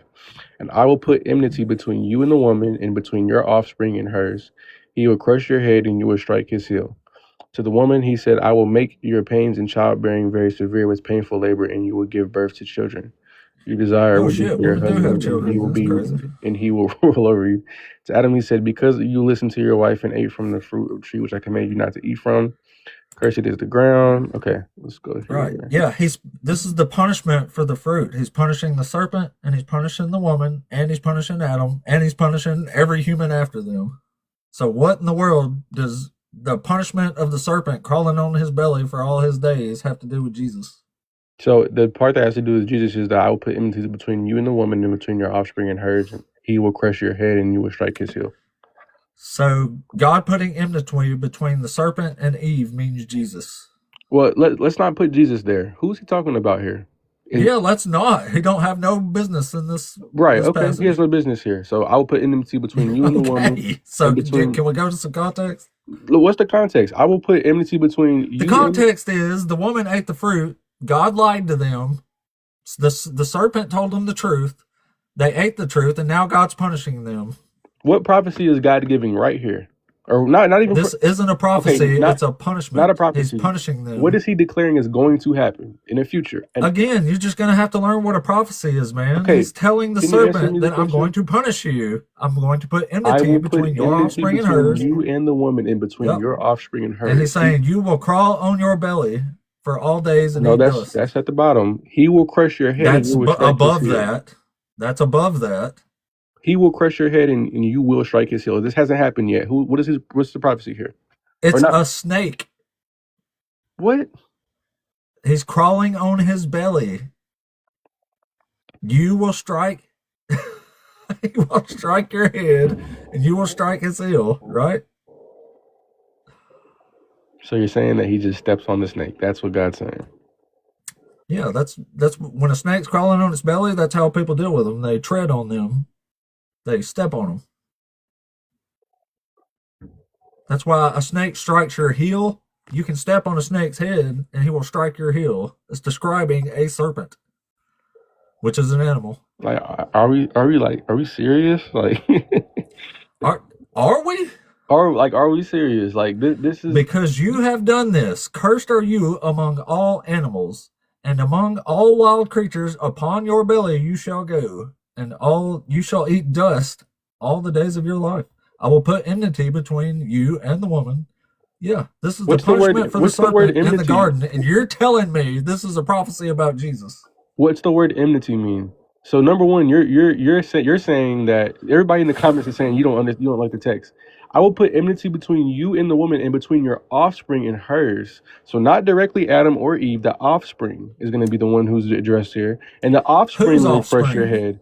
The offspring of Satan and the woman, and he will crush your head, and yours strike his heel. The offspring. Because he's a serpent, and he was just cursed to crawl on his belly.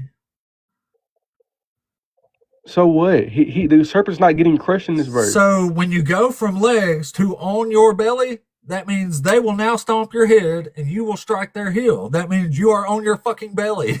It's just beyond me how this is confusing to you. It's Like, not this confusing. is unreal. It's very. Oh, yes, clear. it is. No, it's very clear that God is putting enmity between you and the woman, and between your offspring and hers, and Between who and the woman? Between who and the woman? between the serpent and the woman. That's right. Between the serpent and the woman. Put Jesus in there for me and make it make sense. And between your offspring and hers, he will crush your head. Who is he?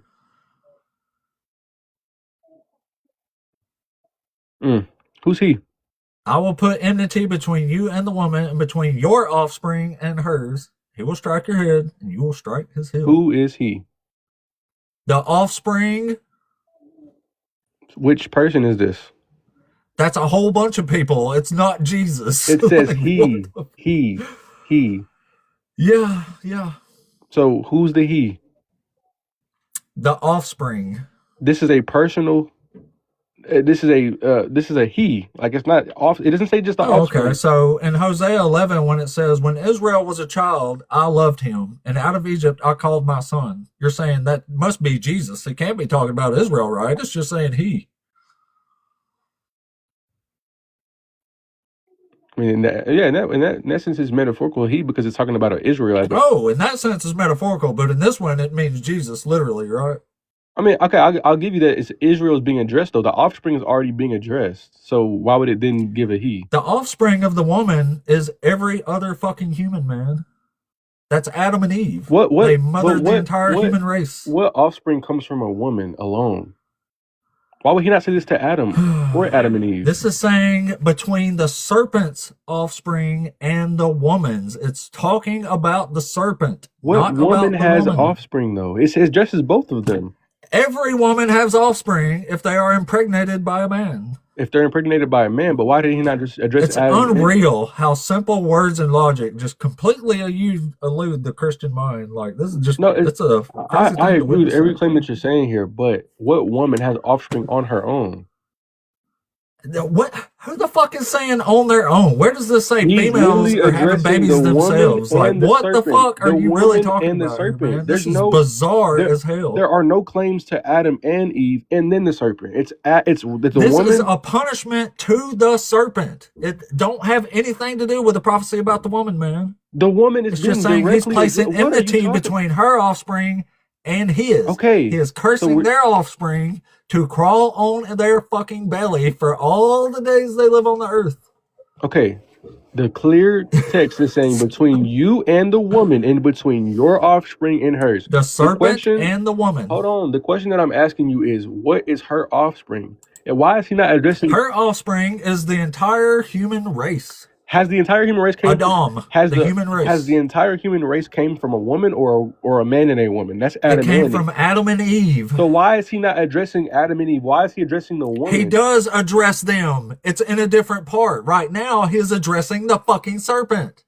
Right now, he's addressing the serpent and the woman. Why are you trying to get past the woman? The woman's being clearly addressed. No, he brings the woman into it. He is talking to the serpent. she's being Just addressed. after that, he gets to the fucking woman. It says to the woman, he said. He changes that right after. I understand. That's why the fact that y'all get so lost in one fucking verse, calling it a prophecy about Jesus, when it clearly has squat all to fucking do with Jesus, or a prophecy even, is beyond insane to me. I This is just understand you're crazy. saying who's being dealt with here in the passage is the serpent. I get that part. What I'm saying is the woman is being included in who's the offspring coming from.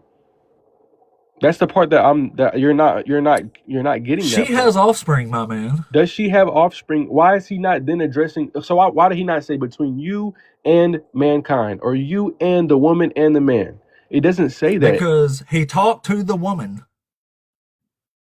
But when Jesus is, sorry, when God is bringing Who the did woman, the serpent trick into eating the fruit? the woman. Wow. There you go. That doesn't deal with what I'm saying though. It does deal with. No, it doesn't. He's putting Dude, this enmity. is so weird. You want to try another one now? I I think mean, you've, he's I putting think you've enmity. embarrassed yourself enough here, man. He's putting enmity between the woman and the serpent. You even said that. Between your offspring. you and the woman, the serpent and the woman, and between your offspring, the serpent's and hers.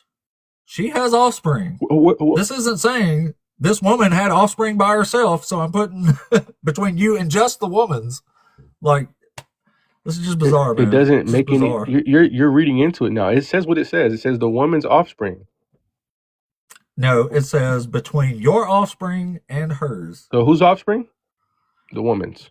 Between your offspring and hers. The woman's. And hers.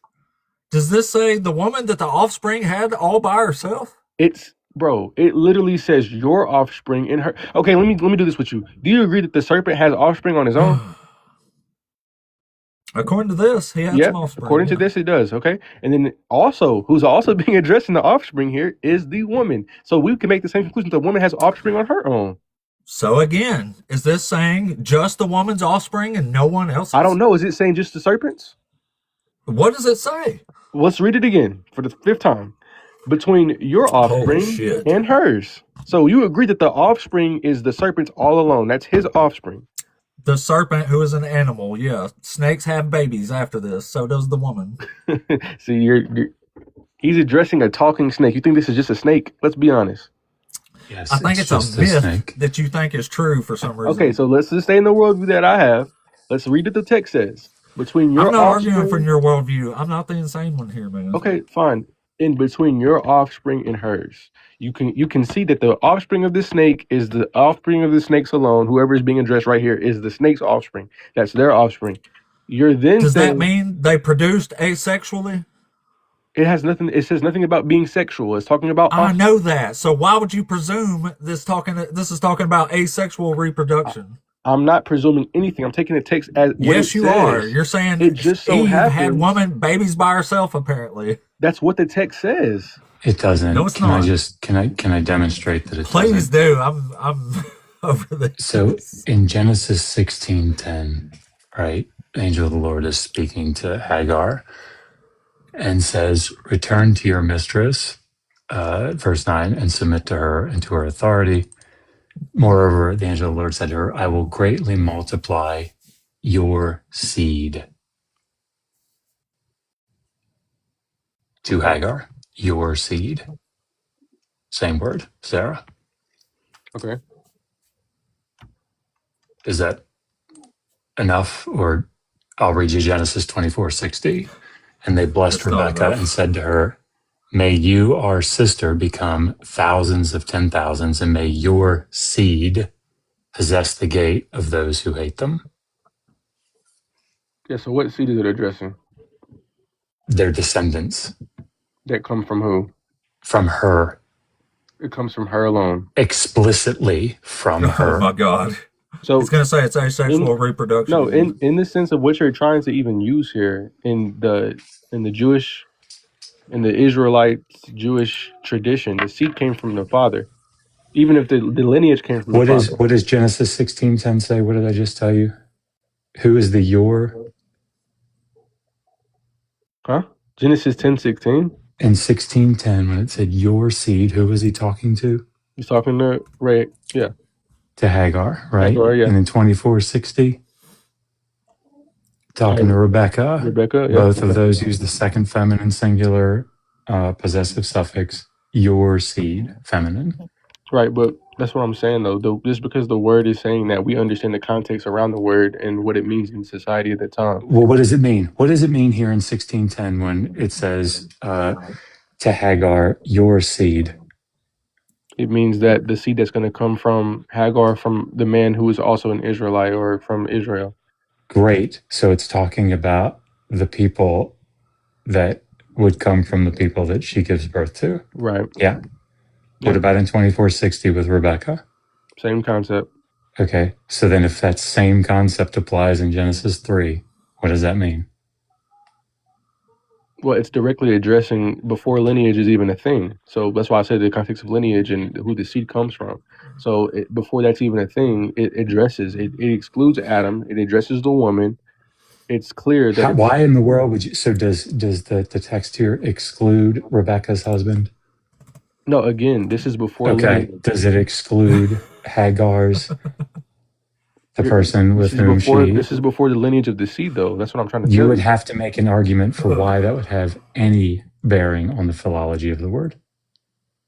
It's not the word itself; it's the context of the time frame. What's your argument for that? What's your argument for that? This again, the seed comes from the father in the lineage of Israel. That's who it literally. Who Oh, it comes okay. from. So this was different in Genesis 16 and 24. Absolutely, there was no Israel. Well, there wasn't an Israel in 16 or 24 either. Yikes. Says who?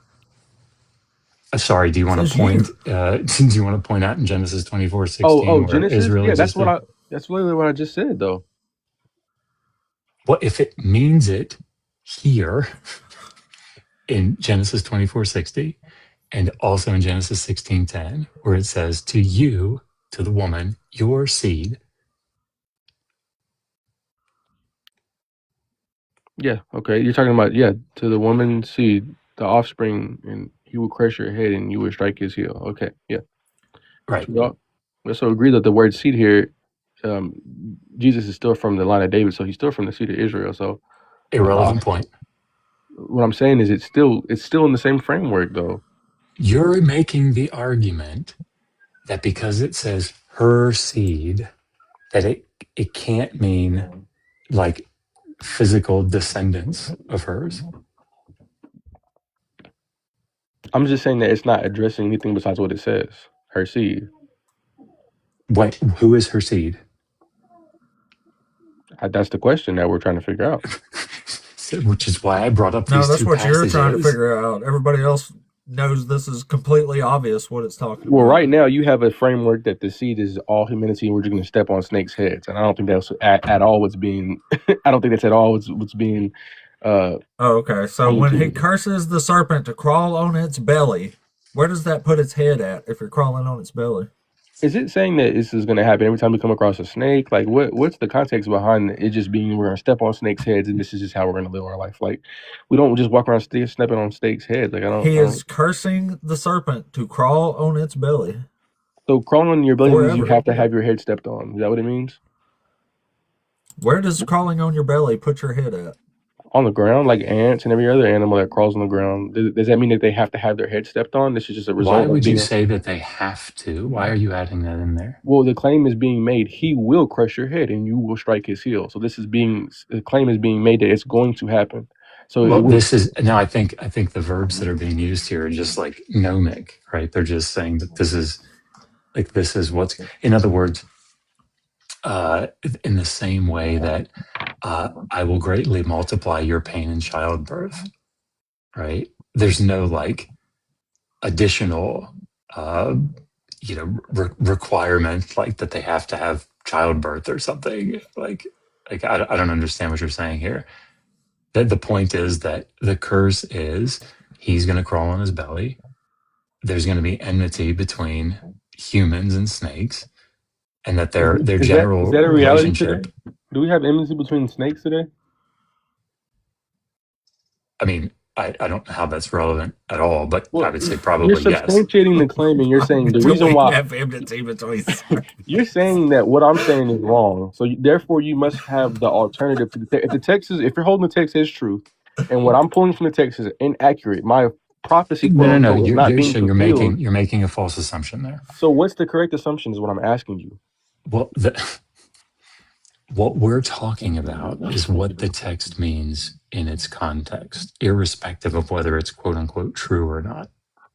Yeah, we actually care about the something to be context on this contextually side. true. Something to be contextually true has to have objective truth to what it even means in reality. You're saying we have to. I don't even know what that sentence meant. So when we read the Epic of Gilgamesh, right, and it says that they went unalived Huwawa, the guardian of the cedar forest.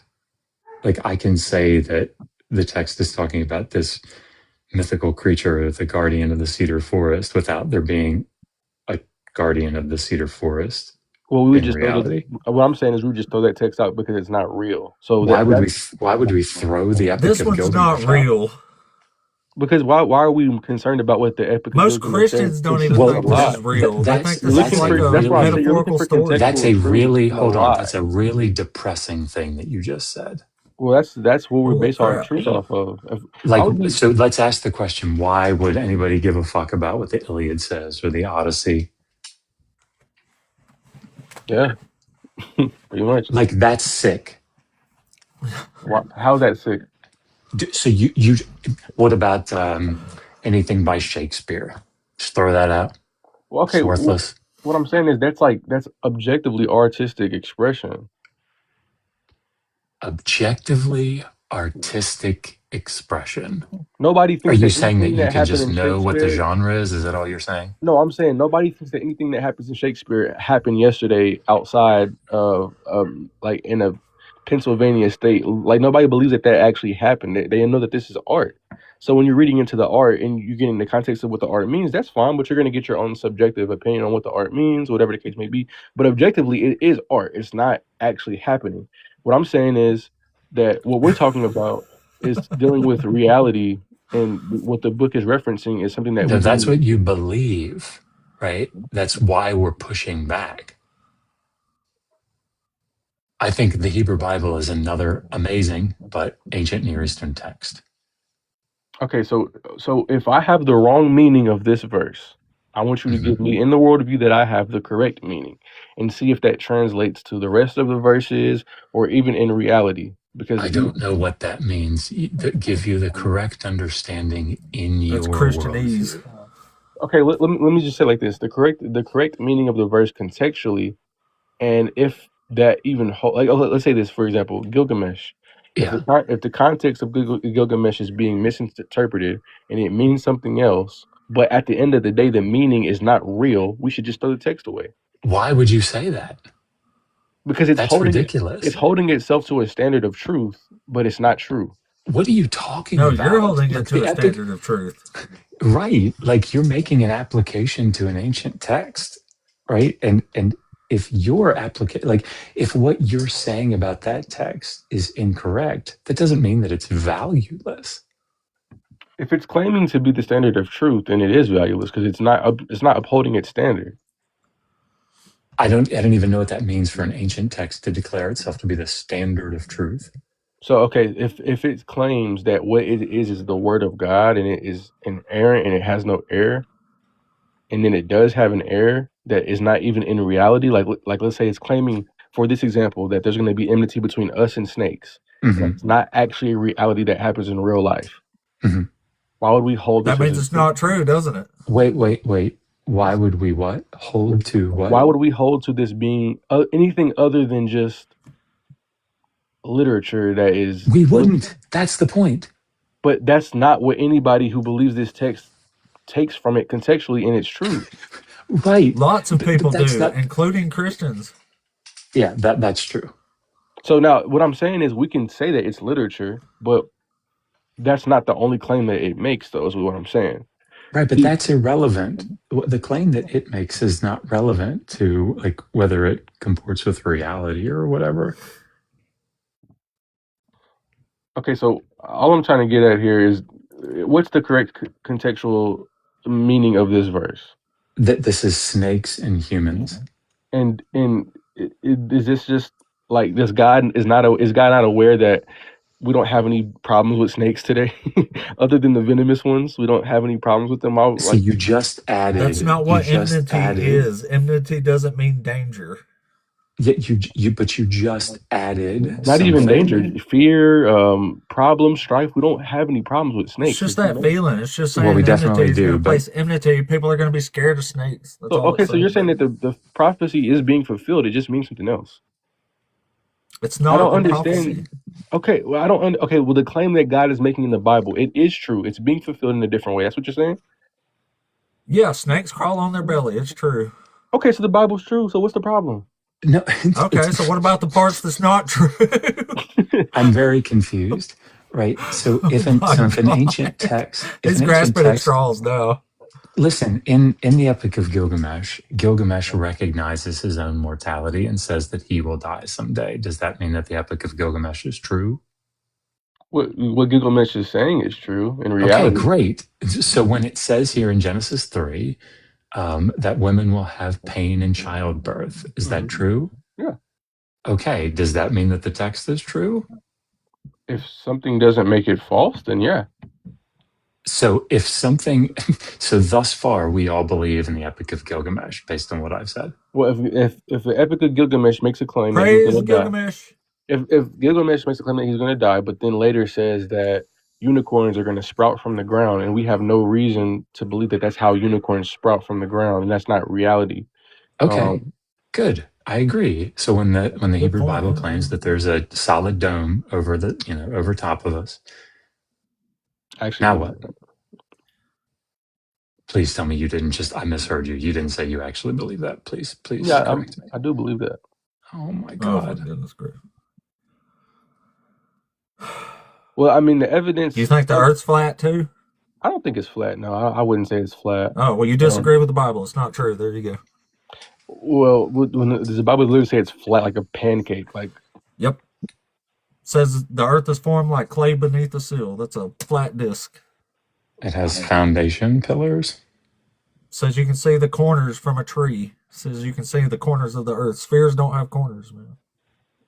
I mean, I don't. So this is what I'm saying. Right now, I don't really know. I don't really. It doesn't really matter too much about the Earth to me. But um, The parts that's not true don't really matter. It's the true no, no, parts no. that matter. It matters to me. What matters to me the most about the Earth. This is what let me clarify. What matters to me most about the Earth and the claims All of the right, Earth really quick, being. we're going to move on to sheds. We've been talking to you for like 2 hours now. You've been a great guest, though. All right, appreciate it. Yeah, you can finish your thought if you Oh, want. okay. What I was saying was like, what matters the most is like the objective lies, like the lies that are able to be disproven. Like, okay, like if there's a claim that the Earth is round, it's spherical, and we should be able to prove that. I haven't seen enough evidence to prove that that is a true claim. So therefore, I'm not going to say it's pancake, and I know exactly what it looks like, and I know exactly how it operates. I don't know. I don't think anybody has left the Earth and went to space. The fact that they try to make it seem like we do that, it is very like disingenuous in my opinion, because we have like fake images of the Earth and stuff like that. And if it's true that the Earth is a sphere, we should just be able to prove it, take a picture of it, and that's the end of it. Like we just had a moon land. Yeah, there's a whole bunch of pictures of it that we've taken from space. So But we just had like a quote unquote moon passing. Nobody landed on the moon. Like y'all believe that the moon landing first that happened in the World The War goal was wasn't to land on the moon, man. They were testing out new technology. So before actually landing on the moon, they sent them around it to make sure they were getting their stuff correct before they actually dropped people onto the surface of the moon. yeah. Wait, quick question though. Like, okay, so you know how like they went to the moon, right? So you know how like it took them like hella long to like build the platform to be able to lift off and go to the moon, right? So when they got to the moon, how did they get back technically? Like by your understanding, if you think it was real, like Oh my how God. did I how don't did know they what to get do like did they here. because it took them like months to build that to be able to take. Yeah, sorry. I don't know what to do All right, here. yeah. Well, it's good. I'm Anyway, sorry if I'm thanks I'm for sorry coming if I'm up. yeah, I'm sorry if I'm diverting the conversation away from something else, but Well, no um worries, no worries. I appreciate you guys having me Well, on for so long. I need to yeah, we appreciate look you at coming, man. You were a good guest. I need to look at some of the I stuff you like it said. when. Yeah, please do that. Because this is crazy, man. But anyway, yeah, thanks for coming up, buddy. Come back any old time. Now double living. Yep, yep, yep. Wait. Oh shit. Okay, you're over 18 and you're a Christian. Yeah, yeah, yeah. All right. So which one of these facts up here are you in denial of today? The part, the p- the part where it says Jesus fulfills zero prophecy. That's a good one. That's what we was just talking about. Yeah, because that's like the Yeah. most outlandish one on here. So I feel like that one needs to be Okay. Well, addressed show us first. a prophecy that Jesus actually fulfills. All right. So do you know about the Euphrates River? You know what that is? Yeah, I know what the Yeah. See, Euphrates I is. seen a deep breath. I seen a deep breath in you. I mean, when I said that. So Yeah, it's so you know, because I'm do you about know to what have it to says? make this argument yet again. Yeah. Do you know what it says about it? Yeah, it says it'll dry up. What else does it say? About the Euphrates River? Yeah, yeah. What else does it say? Because that's not all it says. Okay, well, what's the rest of it? It says that there. Well, let's address the first one. It says that it'll dry up, right? Is that not happening today? Nope, it's not dry. It's not. So it's not currently being dried out right now. Is it currently dry? No. That's not what I asked you. I said, is it not currently being dried The out right the now? levels of the water is low, but it's not drying up. They've dammed So, certain parts of so it from and 10 years mismanaged water. ago, So yeah, it's low right now, but it's definitely not dry. So when it's dry, you from can come 10 back and years say ago there's a to fulfilled now, prophecy. so from 10 years ago to now, like when you compare the pictures, would you not say it's drier than it was before? It's drier. It's not dry.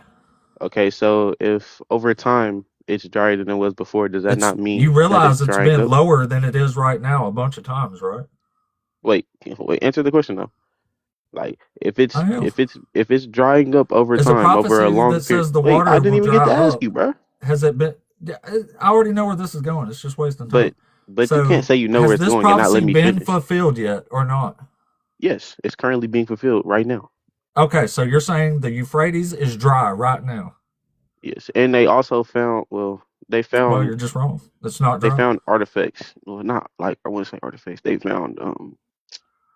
They found certain things um inside of the Euphrates River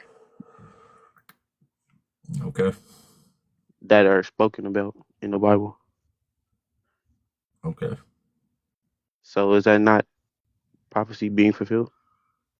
What did Jesus do? All right. So you just don't answer the question. Is that not prophecy being fulfilled? Are you talking about Jesus? All right. Was So the is topic that not not? does Jesus fulfill prophecy? Yeah. Okay, so what does Jesus have to do with the river that's not yet dry? He. Okay. So in the Bible it says that the Euphrates River will dry up. Right. Is it dry? It's currently like are we not like are we not losing our So are you context saying this clues? prophecy is being fulfilled or it is fulfilled? Which one is It's it? literally being fulfilled right now. It's being fulfilled. So it's Yeah. unfulfilled at this current time. No, it's currently being fulfilled right now. Being fulfilled or actually fulfilled. That's two different things. You can't be fulfilling a prophecy that's already been fulfilled, can you? No, not yeah, you're right. I guess you would say in a sense, you're right. Okay. Okay, so it's not yet fulfilled. Can you show us an actual prophecy that Jesus fulfilled in the context of the prophecy? All right. So about have you heard of the mark of the beast? Yeah. Okay. So have you also heard about the ruler that will come and try to take control over everything? Are you referring to the Antichrist? Oh, there we go. So you do read a little bit.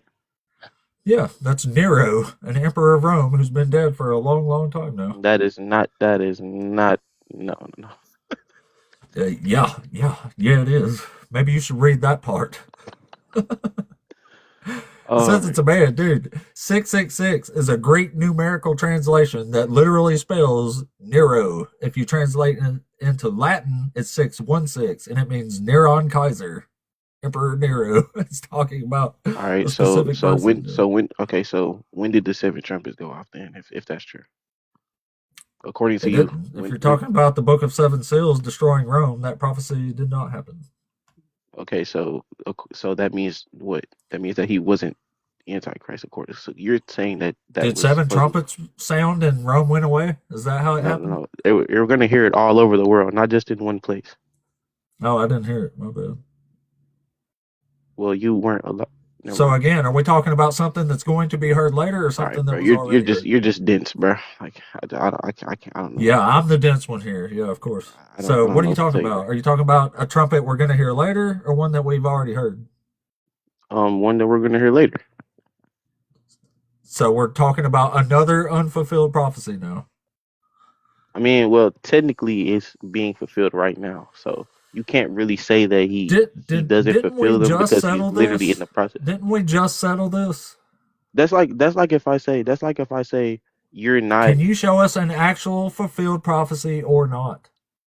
Well, whenever they get fulfilled, we would all be gone. So like by the time I'm So able they're to show you, unfulfilled right now.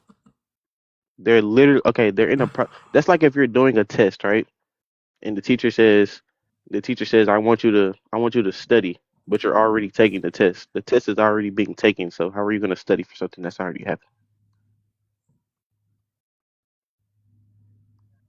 You don't. Exactly. Exactly. So how did Jesus fulfill a prophecy that is not yet fulfilled? I thought we just talked about this. He's literally okay. He's literally in the in the process of fulfilling them right now. So you heard a trumpet? No, but yeah, when Oh. we start hearing those, it's cooked. We're done with like it's over. Oh, okay. So when Jesus fulfills, when I hear some trumpets and everybody hears some trumpets, then we'll call that a fulfilled prophecy. How about that? But this the thing though. You might not be able to like. You feel me? After them go off, you might You not might be be able to. making up a bunch of It might weird be too shit. late. How It should might I be too know? late. You What feel do me? you mean it might be too late? It Can you might be show too us a late. prophecy that Jesus actually fulfilled or not? I mean, I've already told you three. Okay, we're gonna switch to the other subject because I heard you telling That's that you because didn't you think. now understand that you're not going to show me a prophecy that's actually I been mean, because I fulfilled, feel like it's right? just gonna go in a circle, and I It don't really. is because you don't even know what fulfilled means. All right, you got it. So Thank you. so back to what I was saying about the moon, since you think that was real. We're not talking about the moon, man. All right. But like, I just genuinely want to Stick know to though, a like, subject up here and let's oh go my to it. god, because like y'all tried to clown bro when he said it was flat, and in the Bible the earth is Yeah, flat, you're a and we're fucking clown if you think the Earth's flat, but that's not okay. what this So channel's so you about. don't think that We you have don't think actual that topics up affirming. here. All right, Jesus, it has bad teachings. All right, how does he? Okay, wait. Before you feel me, I have to understand what you're asking. Well, how does he have Yeah, bad teachings? they're negative teachings. They're not good. So Jesus taught people bad ways, is what you're saying. In what Yep. context? In what context? In the context that they were not good, bad. No, obviously, I'm saying like, what are you referring to? What teachings did he Oh, teach that were bad? What do there's you a have bunch of to different ones. reference? Like he said to follow the law of Moses. Like fuck that. That law's evil. Which law are you referring to? All of them. The law of Moses. All right, what else? since that was a bad teaching. That's it. Do you think the law of Moses is good? Yeah, I think it's amazing. Oh, okay. So you're a pro You know slavery why I then, think it's amazing?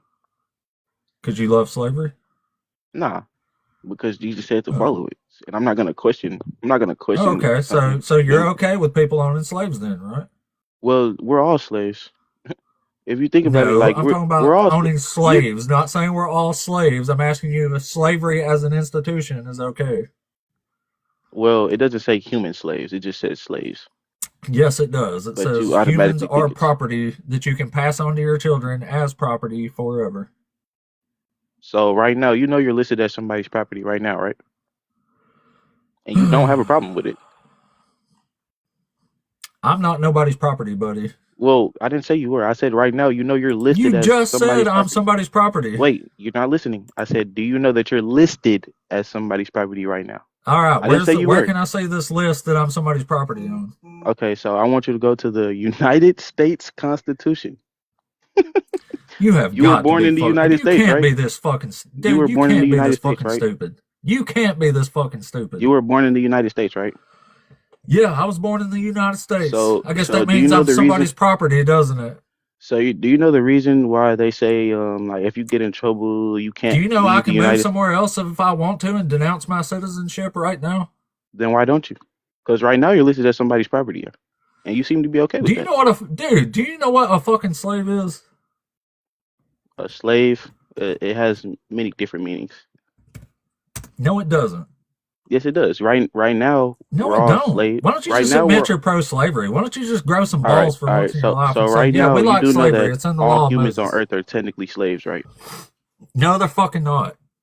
Okay, bro. Like, ha- so you realize like This is just slavery has different, disgusting Christian rhetoric, and it really but pisses me slavery off when has y'all try to different pull this contexts, bullshit to fucking make slavery sound like it's okay. Oh, we're bro. all slaves. They It's no don't biggie. mean they It's don't no mean big deal. We're slave. all slaves, ain't we? They don't mean slaves with a whip and Yeah, they chains do. and Grow some shackles. fucking balls. Admit All you're right. okay with it because it's good and it's in the law of Moses. How about that?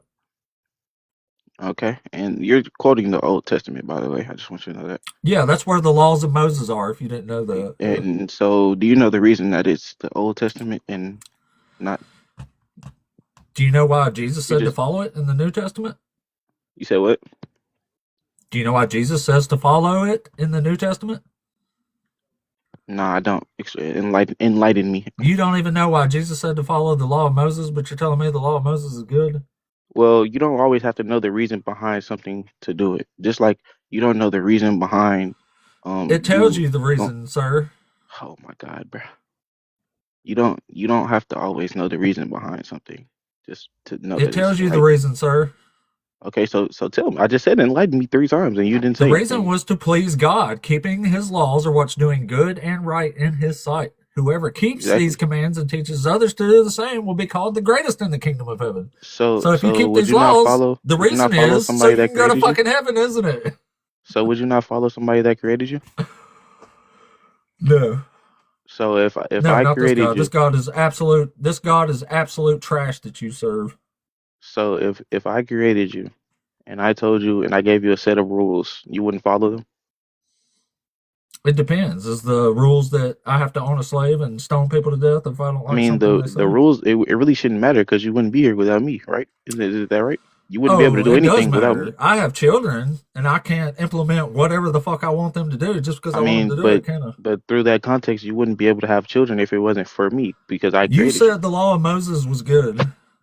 You just didn't, bro. It's okay. Is the law of Moses good or not? Yeah, bro. It's amazing. Okay, so owning people as property, as slaves, is amazing then, right? Yeah, bro. It's amazing. There you go. Hence Finally, why you hence why just admitted you're your pro-slavery. ancestors did Thanks it for for 100 finally growing years. some fucking balls and just saying what it Hence is. why your We ancestors did appreciate it for that. hundreds of years. Yeah. Yeah, you don't want to get into that, do you? What about it? Who's in denial here? You're the one over here saying it's okay, it's great, it's excellent, bruh. Well, you can't tell the difference between a Man, CGI fuck picture. you and fuck your slavery and fuck your God for allowing it. How about that? I mean, but you can't tell the difference between a CGI picture from space and what's real in the Bible. So like What the you really fuck are you talking about? I said you can't tell the difference between a CGI You picture. got some pictures of slaves? What the hell are you talking about, man? All right. Actually, I do. All right. All right.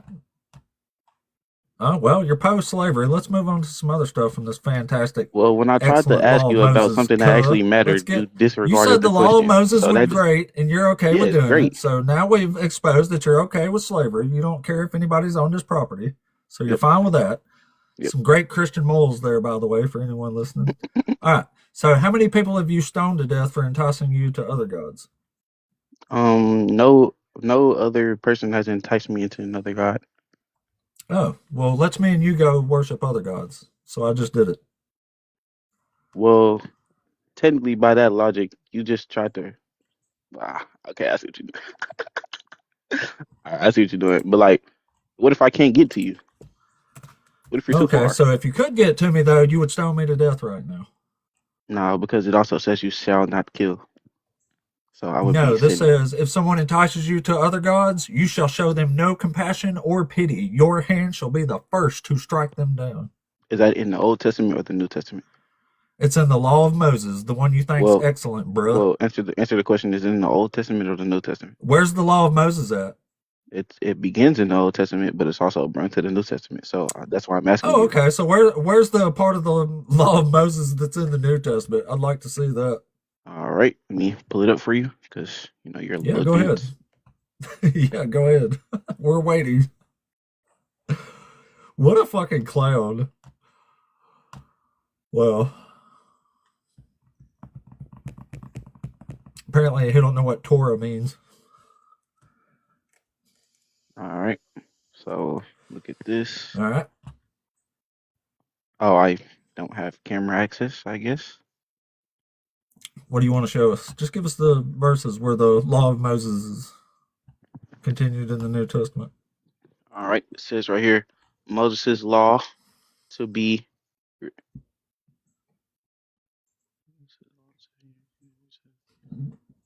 Salvation. All right. All right, failed that Bit of one. bit of a roadblock here. Yeah. Being that there's no law of Moses in the New Testament, so yeah. All right, so you're quoting something from the Old Testament, is what you're saying. Yeah, the same thing Jesus quoted that you said is excellent, bruh. Yeah, that's what I'm quoting. I mean, back then it was, so that's why we have the Old Testament and the New Testament. So in the New Testament, like everything from the Old Testament was to be basically thrown in the garbage. Oh, okay. So throw the Ten Commandments in the garbage, throw God in the garbage, throw the prophecies in the garbage, and throw the law in the garbage. So now it's not excellent. Now it needs to be thrown in the garbage, right? Anything that's not in the New Testament. Okay, well, there's no laws in the New Testament. So you're saying throw the entire Old Testament in the garbage. It was basically just to follow the golden rule, is to treat others how you would like to be treated. Yeah, that's an Old Testament law. No. In the New Testament. Yeah. That's Old Testament law. He's quoting if you would law, read, bro. if your redneck ass would read, my boy. If your redneck ass would read, my boy. It says in the New Testament. Yeah, I've read it, my boy. You don't know what the fuck you're talking about, my boy. You're a fucking clown, and everybody fucking watching, 100 damn people nearly knows you're a fucking clown right now. A pro-slavery clown. So wait, when they landed on the moon, how did they get back? Let me ask you that. Since you think they went to where's the the moon law of and came Moses back, on the moon? how did they come back from the moon? If it took them 6 months to get to the moon, how did they get back in one day? Yeah, you know you're getting fucking made to look like a goddamn idiot, so now you're shifting back to the fucking moon. That's brilliant. Because I really want to understand how you think, bro. Like I want to understand, like I really want to understand, like what the fuck you're talking about, bruh. Ain't nobody talking about the moon here. I told you we're not talking about that, bruh. bruh. So how did they get back? Anyway, everybody knows you're a fucking clown. Like whatever. Stop embarrassing your fucking self, man. This is ridiculous. All right, let's bring. I think Sheds was up here earlier. Let's bring him back up. Somebody's capable of a coherent thought here would be great. Sheds, are you there? Hello? Oh, he must have a bad signal. Sheds. What's happening to Sheds? All right. Well, we still got 3 more. Sheds, you got a really bad signal. If you get it back, request back up, though. I'll bring you back up. I know you was trying earlier. All right, let's see. Deconstructing.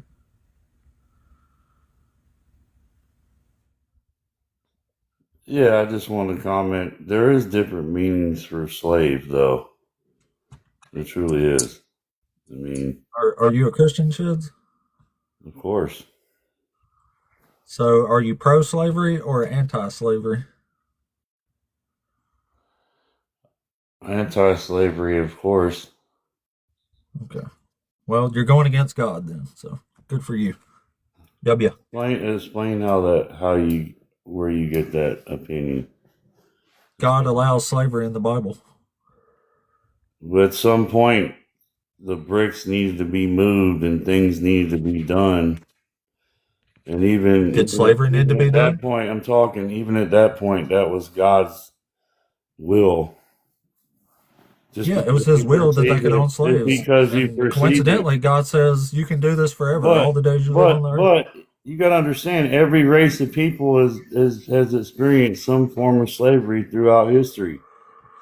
So it obviously reworked itself around to a different form of slavery, which is capitalism, and like money, and we're like slaves to money if you don't have a lot. This is I'm talking about actual slavery, owning people as property and making them work. And you keep well, even actual slavery does still go on to this very day. There are people. Yeah, and we're against that, right? Of course, I don't endorse So that. why not go against the justification for that slavery and say God is bad for allowing this? Well, it had to be like the Israelite people were slaves for over 400 years. That was God's righteous plan. Yeah, God loves slavery, obviously. Moses was sent to free them, and he did. Okay. Plus, in the Old Testament, people lived a lot longer than they do today. And God. Now, there's a bunch of emphasis that didn't live longer than the Old Testament is the reason why the New Testament is contradictory, is because there's two parts. The Old Testament is before Jesus, because you talked about this earlier, is before Jesus Christ. Okay, the flood was sent because the fall 500 years before Jesus. The Old Testament before Jesus. So the flood was sent, Noah's ark, and the flood was sent to wash away the fallen ones, the giants, the Nephilim, and all the sinful people and non-believers. That's why the flood came in, to wash them away. And then a certain period of time went on, because at that point, he changed our life expectancy at that point. God did around that time to only 120 years to curtail all of the sins and massive amounts of iniquities and various rise and fall of power that was exchanged. So we were bred out over time to where now a lot of our sins have been cleansed just by our life expectancy, number one. Number two, at some point, he sent his son to Jesus Christ in the New Testament to die for our sins so that all sinners would have a chance to be saved. And it's really up to you whether you choose to believe that narrative or not. You can find contention if you look hard enough. That's all I got to say. And you can find it easy too. I mean, I find you interesting, but at some point there must have been some aha moment for you to basically, pretty much say you're a non-believer and you're an atheist by having these types. Yeah, there was one. It was about the moment I read the Bible. Okay, well, atheist, I mean, really the Bible truly, really is all about basic instructions before leaving Earth. So at the end of the day, it says you can own people as property before you do that. Say again? It says you can own people as property before you leave the earth. Again, you got to realize why slavery happened in the first place throughout history. Because God allowed it. It was good and right in his sight. Okay, no, it's free will and capitalism and It's people not that what it want. says. Dude, all slavery was about free will and capitalism. You realize God allowed the institution of slavery, right? Well, even sometimes we In don't law. He understand permitted what it by God's law. plan. We might not understand what God's plan is, good or bad. His And plan it's was that righteous. slavery was okay. It's God says righteous all his regardless. laws are just and good and right in his sight. God does not pass laws that are not good and right in his sight. Well, at some point,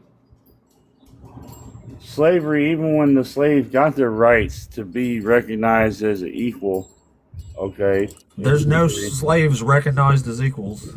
okay, you're gonna twist anything I have to say. You're not letting me finish. That's Well, what you rating said wasn't contention. true. Bro, yes, it is. In black slavery in the United States, okay, they were eventually emancipated, okay?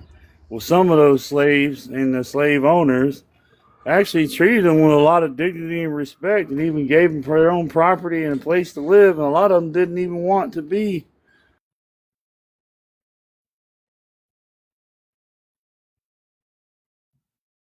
I don't know what happened there. You got muted, so you'll have to unmute yourself. And not to mention, I would argue that if you own someone as property, you are not treating them with dignity because you own them. All right. Well, when the emancipation happened in America, I mean, some of them That was did abolishing slavery. Some of them did not want, or abolishing when that happened. They did not want to be free. They were okay because of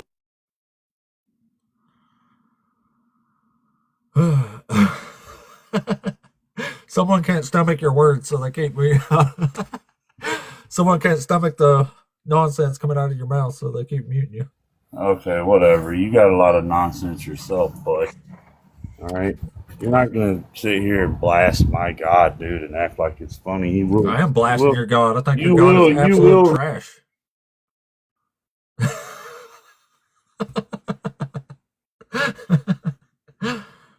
He's sharpening you right now. I pray for you, man. It says iron will Yeah. not sharpen iron. Okay. All right. Well, I'll thank for you, and you pray for me. I'm really curious as to what made you be an atheist. That's the main reason. Give me an example of why. I can't support or worship a God that permits slavery, that says to unalive people for enticing you to other gods, You that know says why to that set is, women right? on fire if they're sexually It's free will. promiscuous, Free that will, punishes the innocent for the crimes of the guilty. It's not free will. Yes, it That's is. ridiculous, man. Everything It's not. arises out of thought, bud. Like you're ignorant, dude. Like every single thing. Ignorant of what?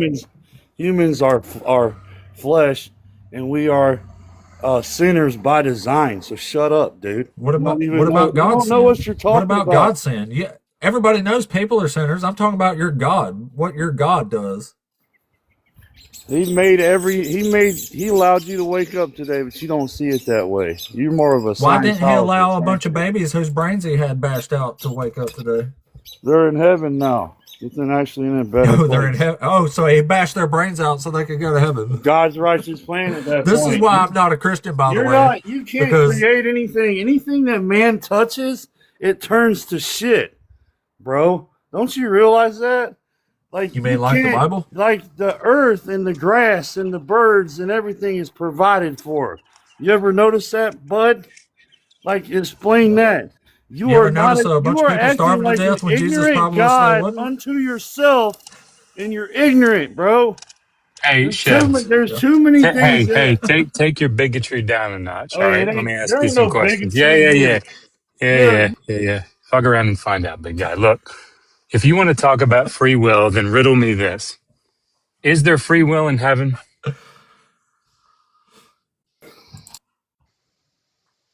You can unmute now, Shids. Oh. Here. Can't say I blame the guy I would have left a while ago if I was him. God, I swear, like I just, how It's rough out how there. how unbelievably unable must some old YT guy be to sit up here in public and with his full chest say some slaves, they really liked being slaves. They wanted God. to keep being slaves. Miss me with that bullshit. Did you notice that Bahama as Dragon, what's up? Hey, what's up, brother? Hey, what's up, Josh? Did you guys notice that as the cognitive dissonance inside of him grew, his volume got louder? So true. How it goes. That's what happened, right? It was like he started to realize things were turning not in his direction. Then he just got louder and louder, and he turned it up to level 11 at the end. So you're ignorant. Yeah, the irony was palpable in that. Like, for that guy to say the words "you're ignorant" together, it's just Wow, yeah. You're ignorant, but yeah, but I don't know what the Bible says. Okay. Wait. Well, he said God allowed you to wake up today. And I said, what about all the baby's brains he had bashed out? Are they waking up? He goes, well, they're in heaven. Like, ouch. Yeah, I don't know if you saw this, but the other day on one of Justin's lives, there was an apologist guy, and he something similar happened. But not only did he start raising the temperature and raising the volume, but then when he realized he couldn't win and Justin was right, he started physically threatening Justin. I was like, so you're gonna beat us up for Christ? I have not yet arrived. I guess I've never been physically threatened. This is, man, I'm feeling Yeah, I a have little several left out times. now. Gosh. It's a new form of evangelism. It's called the Octagon for Jesus. Ass whippings for Christ. If I beat you, then you have to say the sinner's prayer. I just hope whenever it happens to me, it happens in the form, I'll tell you what I'm going to do. Listen here, brother. That's how I hope it happens. Right. Oh my God. It was funny. This guy, like, he totally turned from apologist to total cholo in in half an hour or something. It was insane. I couldn't believe it. I'm gonna beat you up for Christ. You know, it's so bad. Oh my goodness. Oh boy. Well, at least since we gotta live with them, they can at least make it funny, I guess. Yeah, but I mean, isn't it ironic? How many Christians, I mean, we know like most Christians don't read their Bible, but how many Christians just don't know that the Bible says, right, allegedly from Yahweh, that you can own slaves forever and own them as property, right? That's just, Yeah. you just don't know. I actually started using that a little different than most people because usually what comes up first is the debt slave thing. And they're like, well, that was people like selling to themselves, right? So I just go straight to Leviticus on that one now. And I'll be like, no, God actually forbids that shit. It says you can own chattel slaves. That's where we're at. So It's always I think I very brought a little more effect to that one. It's always very strange to me, though, like the rationale. So I was reading, on slavery in the Neo-Babylonian and Achaemenid periods this morning, and like slaves there, chattel slaves, had the ability, even though ultimately their money and possessions vested in their owner, and they couldn't pass it on to their children. They, for all practical purposes, while they were alive, were often able to purchase property, take out loans from their master in order to do things. There isn't this, monolithic slavery in the ancient world, although there are obviously lots of similarities. But the problem is that, if we had something like that in the Hebrew Bible, apologists would jump all, look at this, they're able to, own their own piece of land, and they're allowed to have a house, and they can buy their own slaves, and Okay, I mean, I don't understand. Why is indentured servitude, why is debt slavery such a great thing in their minds? I don't understand. It's such a bizarre way to argue. You know, Well, I don't, I think it lessens the blow for them because it's more of a consensual, being that someone sold themselves into slavery. I guess. but I guess they're what does consensual mean there? Like, that's what I don't understand. Like, certainly nobody would say that First Kings 4:1 presents a case of consensual debt slavery, right? Nobody's making that argument that the widow woman is saying, "Woohoo! You got me a creditor to come take my two boys." You know, like nobody's now I don't have to feed them. This is amazing. Like, God is great. right. But that would, under the law, in the eyes of the law, that would have been considered an agreed upon situation, right? The creditor and the debtor had an agreement, and this was breach of the contract, and so this is what the penalty was. But like, I don't understand why that. Like, sick flex, bruh. That's what I want to say to that. Well, I think he's right, because they want to lessen the blow by saying it's not that bad, and this is just the way God had it, and we just have to trust that He knew better. I think it just, the whole narrative, it's what they want to do is damage control, right? Because the whole idea is God is loving, and even if He does something that doesn't appear loving, we just trust and know that it's loving anyway. The way I hear it come across, though, is it like it's like a defense attorney standing in court. Your Honor, I mean, sure, my client murdered that person, but last week you had in here a serial murderer, and my client certainly wasn't a serial murderer. I mean, come on, he's just a one-person murderer. I mean, come on, you know, that's what that sounds like to me. That's not that bad. It's only 7 years. Come on.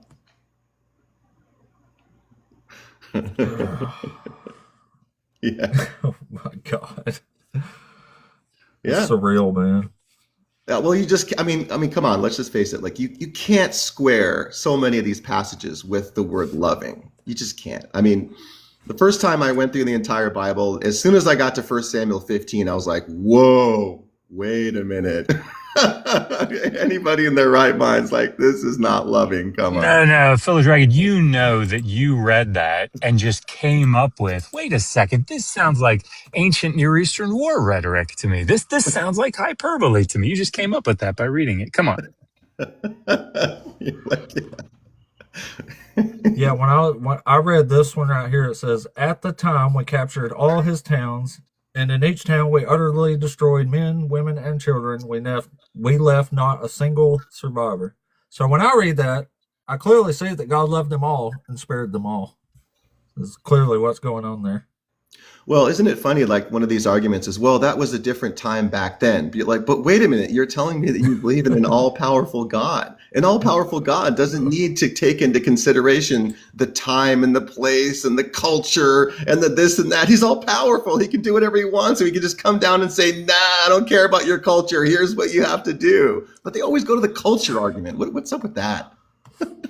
Yeah, like it changed and clarified later. I mean, come on, just think about it for a second. If you are all powerful, do you care about what the culture is doing? No, you're just going to come down and say, I don't care what you guys are doing. It's wrong. Stop it. Right? I mean, come on. Yeah. Yeah. Well, while that sounds perfectly rational to some, it doesn't to others, unfortunately. I guess that's why we're here, though. We're trying to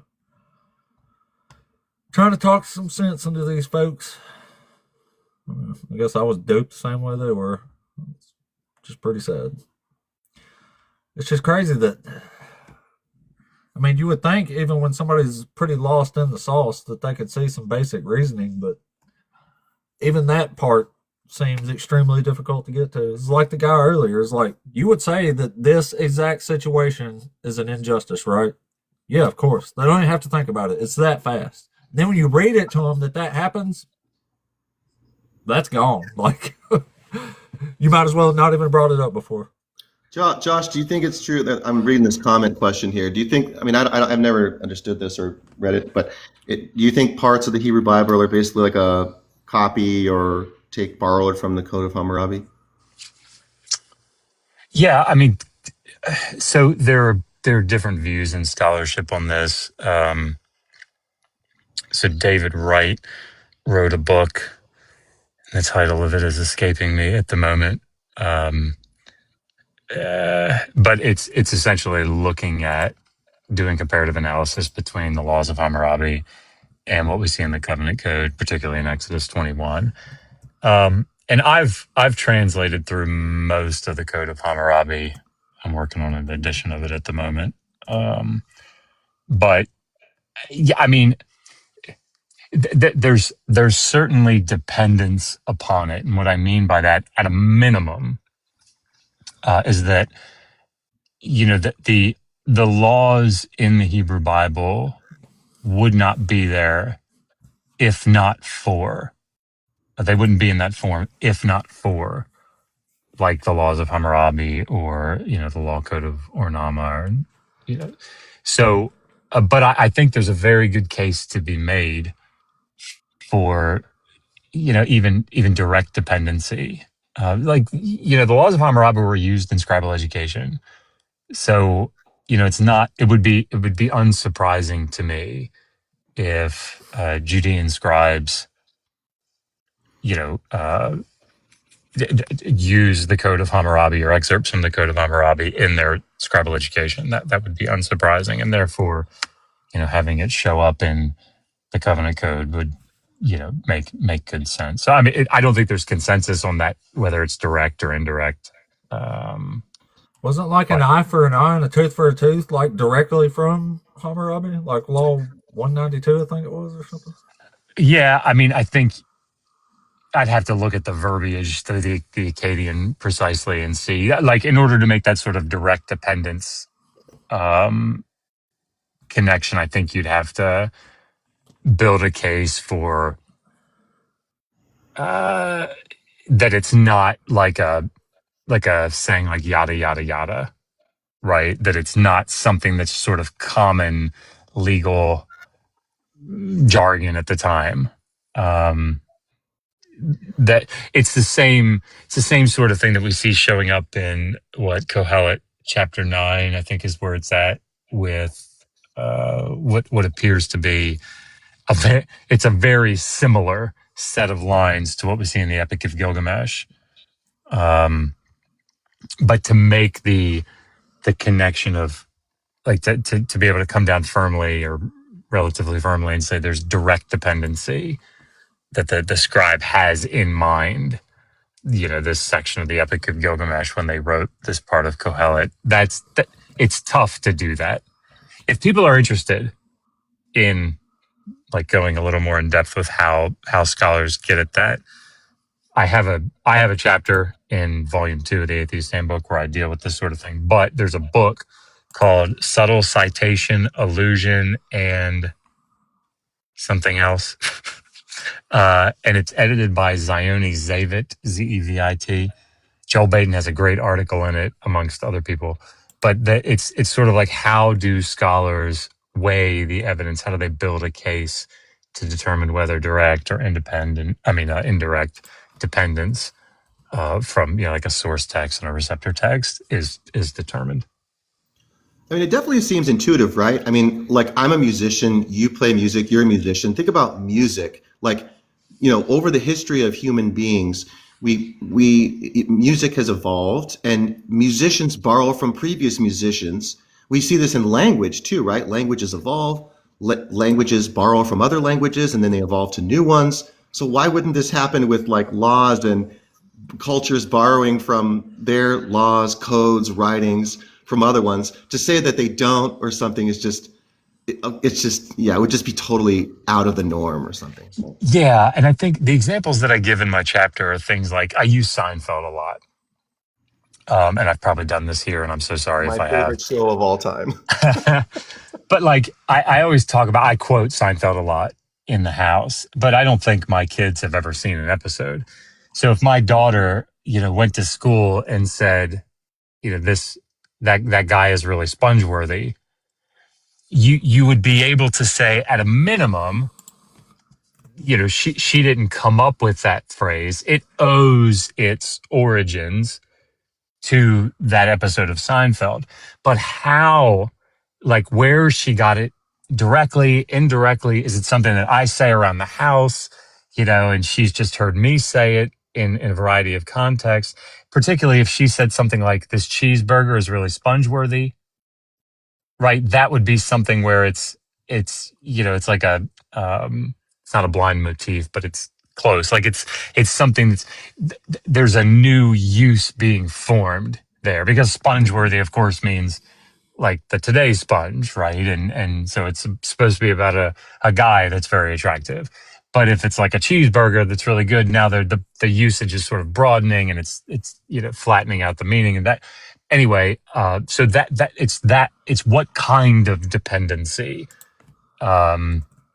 we can assign to it. Is it sorry, and I'll shut up. But like, I used yada yada yada earlier, but yada yada yada be a great example, because it's like, if somebody said yada yada yada, you wouldn't be able to necessarily say, oh, they got that from Seinfeld, because yada yada yada is sort of stock phraseology. But if they said, that guy's really sponge-worthy, he came over last night and yada yada yada, I'm really tired tonight, well, now you have a stronger case that you can build to say that both of those sayings are coming from Seinfeld. So that's the fun of all of it. Yeah, I was going to say, no soup for you. Come back 1 year. And then I will shut up. But one of the really, you mentioned music, and this was something I was talking to Dr. Kip about this a couple years ago when I was writing the chapter, and this like jumped off the page at me. I always make this comparison with Eminem's "Remind Me," right, where he uses Joan Jett's "I Love Rock and Roll," and it's so clear when you hear it that he's using that song, right? Like, he actually uses like parts of the original song in the song, in the new song. But I actually like typed out or found or whatever, copy and pasted, did something, the lyrics, so that I could compare them. And if all you had were the words, you would never make that. I wouldn't make the connection that that's borrowing from that. No way. You have to have the musical component in order for, to be able to recognize the connection. And I said to him, I wonder how many things in ancient textual data that we have that we don't have the oral component. And so we don't see the connections between these texts. We don't see the intertextuality. So anyway, it adds that extra dimension of frustration and complication. Is there any like sort of from ancient Near East writings or anywhere else, do you think there are just like knockdown, drag out, like direct parallels that you could look at and say, the folks who put together this Hebrew book, they borrowed from this other people over here? I mean, we definitely have that in the flood story, like, no question. I don't think anybody in the field that doesn't have theological presuppositions or commitments, it's very difficult, I think, to make an argument against as close to direct dependency as we can get. But we have that sort of intertextuality in Akkadian literature. And I write about this to some extent in that chapter. But there's an Akkadian text called the Anzu myth, and the Enuma Elish, the story about Marduk and Tiamat, like utilizes the Anzu myth very intentionally. And just as a very, very quickly, one of the things that you see that makes it clear that this is going on is there's a phrase in the Anzu myth where Anzu is a bird, and Ninurta is fighting this bird. And the gods tell him, go kill wicked Anzu and strike him down, and may his feathers, let the wind carry his feathers back to us in order to announce victory over him, right? Which makes sense. Feathers, wind, blowing back. In the Enuma Elish, that same phraseology is used, but because Tiamat doesn't have feathers, it says, let the wind bear her blood back to the gods, which doesn't make a lot of sense because this isn't fucking CSI and blood spatter, right? Like the wind doesn't carry blood. And so it's a blind motif, I think most scholars would say. So they're trying to work in this phrase very intentionally so that the listener or reader, whatever the case might be, sees that phrase and goes, "Oh my God, I recognize that from the Anzu myth," right? It makes that connection. So we definitely have examples of that, clear ones. Okay, that's super interesting. By the way, somebody in the chat is asking about your opinion on the prophetic perfect tense.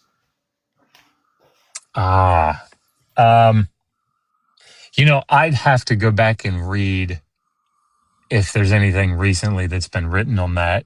Like this idea of the prophetic perfect being like, if you have a text that says, "I have done this," if I'm remembering this correctly, "I have done this," it's as if in the mind of the writer, when God is speaking, it's still a future thing, but it's like it's already done in his mind. Am I remembering that correctly? I think so, but I think it's Pokegurumi. I don't know if they would just want to come up and ask because I don't know pretty much. They said, yeah, pretty much. That's pretty much it, I think. So That's what they're talking about. And Ape is studying Hebrew, so little spoilers, I guess. There are two main tenses, quote unquote tenses in Hebrew. You have the perfect and the imperfect. So the perfect is it has sort of as its broad understanding completed action, and the imperfect is incomplete action. So usually the perfect is used for the past tense, right? Because it's like completed action, stuff that's completed is in the past, and so incomplete uses the imperfect. Like future stuff uses the imperfect because it's incomplete, because it's in the future. It doesn't break out that nicely all the time, but usually it does. So, yeah, I mean, I'd want to look at all the examples that people are bringing out, and I suspect there are evangelical scholars that are bringing them out in this way, but I don't want to say too much about it because I haven't read the recent secondary literature on this. But I suspect what's going on here is that you have something that, like the New Testament, for example, understands to be a prophetic text, but in the passage in the Hebrew Bible, it's using the perfect, which is usually used for the past tense. And so they're trying to say that it's still prophetic, saying that it's going to happen in the future, but it's doing so by using the perfect because it's already done in the mind of the deity. And I guess I just have to go back and look. It's been a while since I've looked at that. If memory is serving me, I think it's just, if I'm remembering it correctly, it's just sort of a thing that's trying to make sense of a prophetic text like that. But yeah, I should go back and read before I comment further. Well, I can sort of understand it, but it seems like you would need like a context added to the language, or else it's just past tense. You know what I mean? Like you could say, like sometime in the future, he will have poured out the water, which would be a past tense way to say it, but it's saying it's still further down. You know what I mean? Part of the issue here is that in poetic texts, tenses often go out the window. So you'll see for meter or for balance in the two cola, you'll like for balance in the line to get the right amount of syllables or something. Like you'll see the perfect and the imperfect being used in places that seem off. It doesn't mean necessarily that you can read into that meaning. Like people that study Koine Greek want to do this. I remember I did, and because they get excited, right? Oh, look, you have the perfect in Koine, Like it is written. Um, what is that? Gegraptai, I think. I can't remember, but off the top of my head. But yeah, like the perfect is supposed to be something that uh, it happened in the past. It's considered complete, but it has effects up to the time of the writer or something. Then they want to read all this nuance into that, just like we all did. It just, language doesn't work that way. You can't always assign that kind of specific meaning. The context, as you say, the context sort of has to be a driving factor. That's why I'd put it, or that's why I feel like it would have to be anyway. I guess I don't know, but yeah, I feel like that's somebody more or less trying to do away with the past tense verbiage of many of these so-called prophecies to make them prophecies when they're not, I guess. That's what I feel like's going on. There's somebody requesting up there. Yeah, I mean, I think All if right, you had but an example in, like Ezekiel 26 or something, where you've got a perfect verb where, clearly Yahweh is saying, I'm about to. You see, usually in the prophets, especially in Jeremiah, but like in the prophets, you have this use of the first person pronoun I. If the prophet's speaking about Yahweh, he might say he, but often on behalf of Yahweh, they'll say, I am about to, and that is I plus the participle. And this is just a really common way of saying, like, very, very soon, shit's about to get real. And so, yeah, but I can imagine, in an instance of like, Ezekiel 26, where he's saying, I'm going to send Nebuchadnezzar to destroy your walls or something. And the word send there is in the perfect. That, I don't think you have to resort to something like a specific prophetic perfect. I mean, maybe, but I don't know that that's necessary, like linguistically. I think particularly in prophetic texts that are poetic in structure, that you can have that type of alternation without any specific meaning behind the use of a perfect or an imperfect, but case by case basis, I guess. sounds perfect.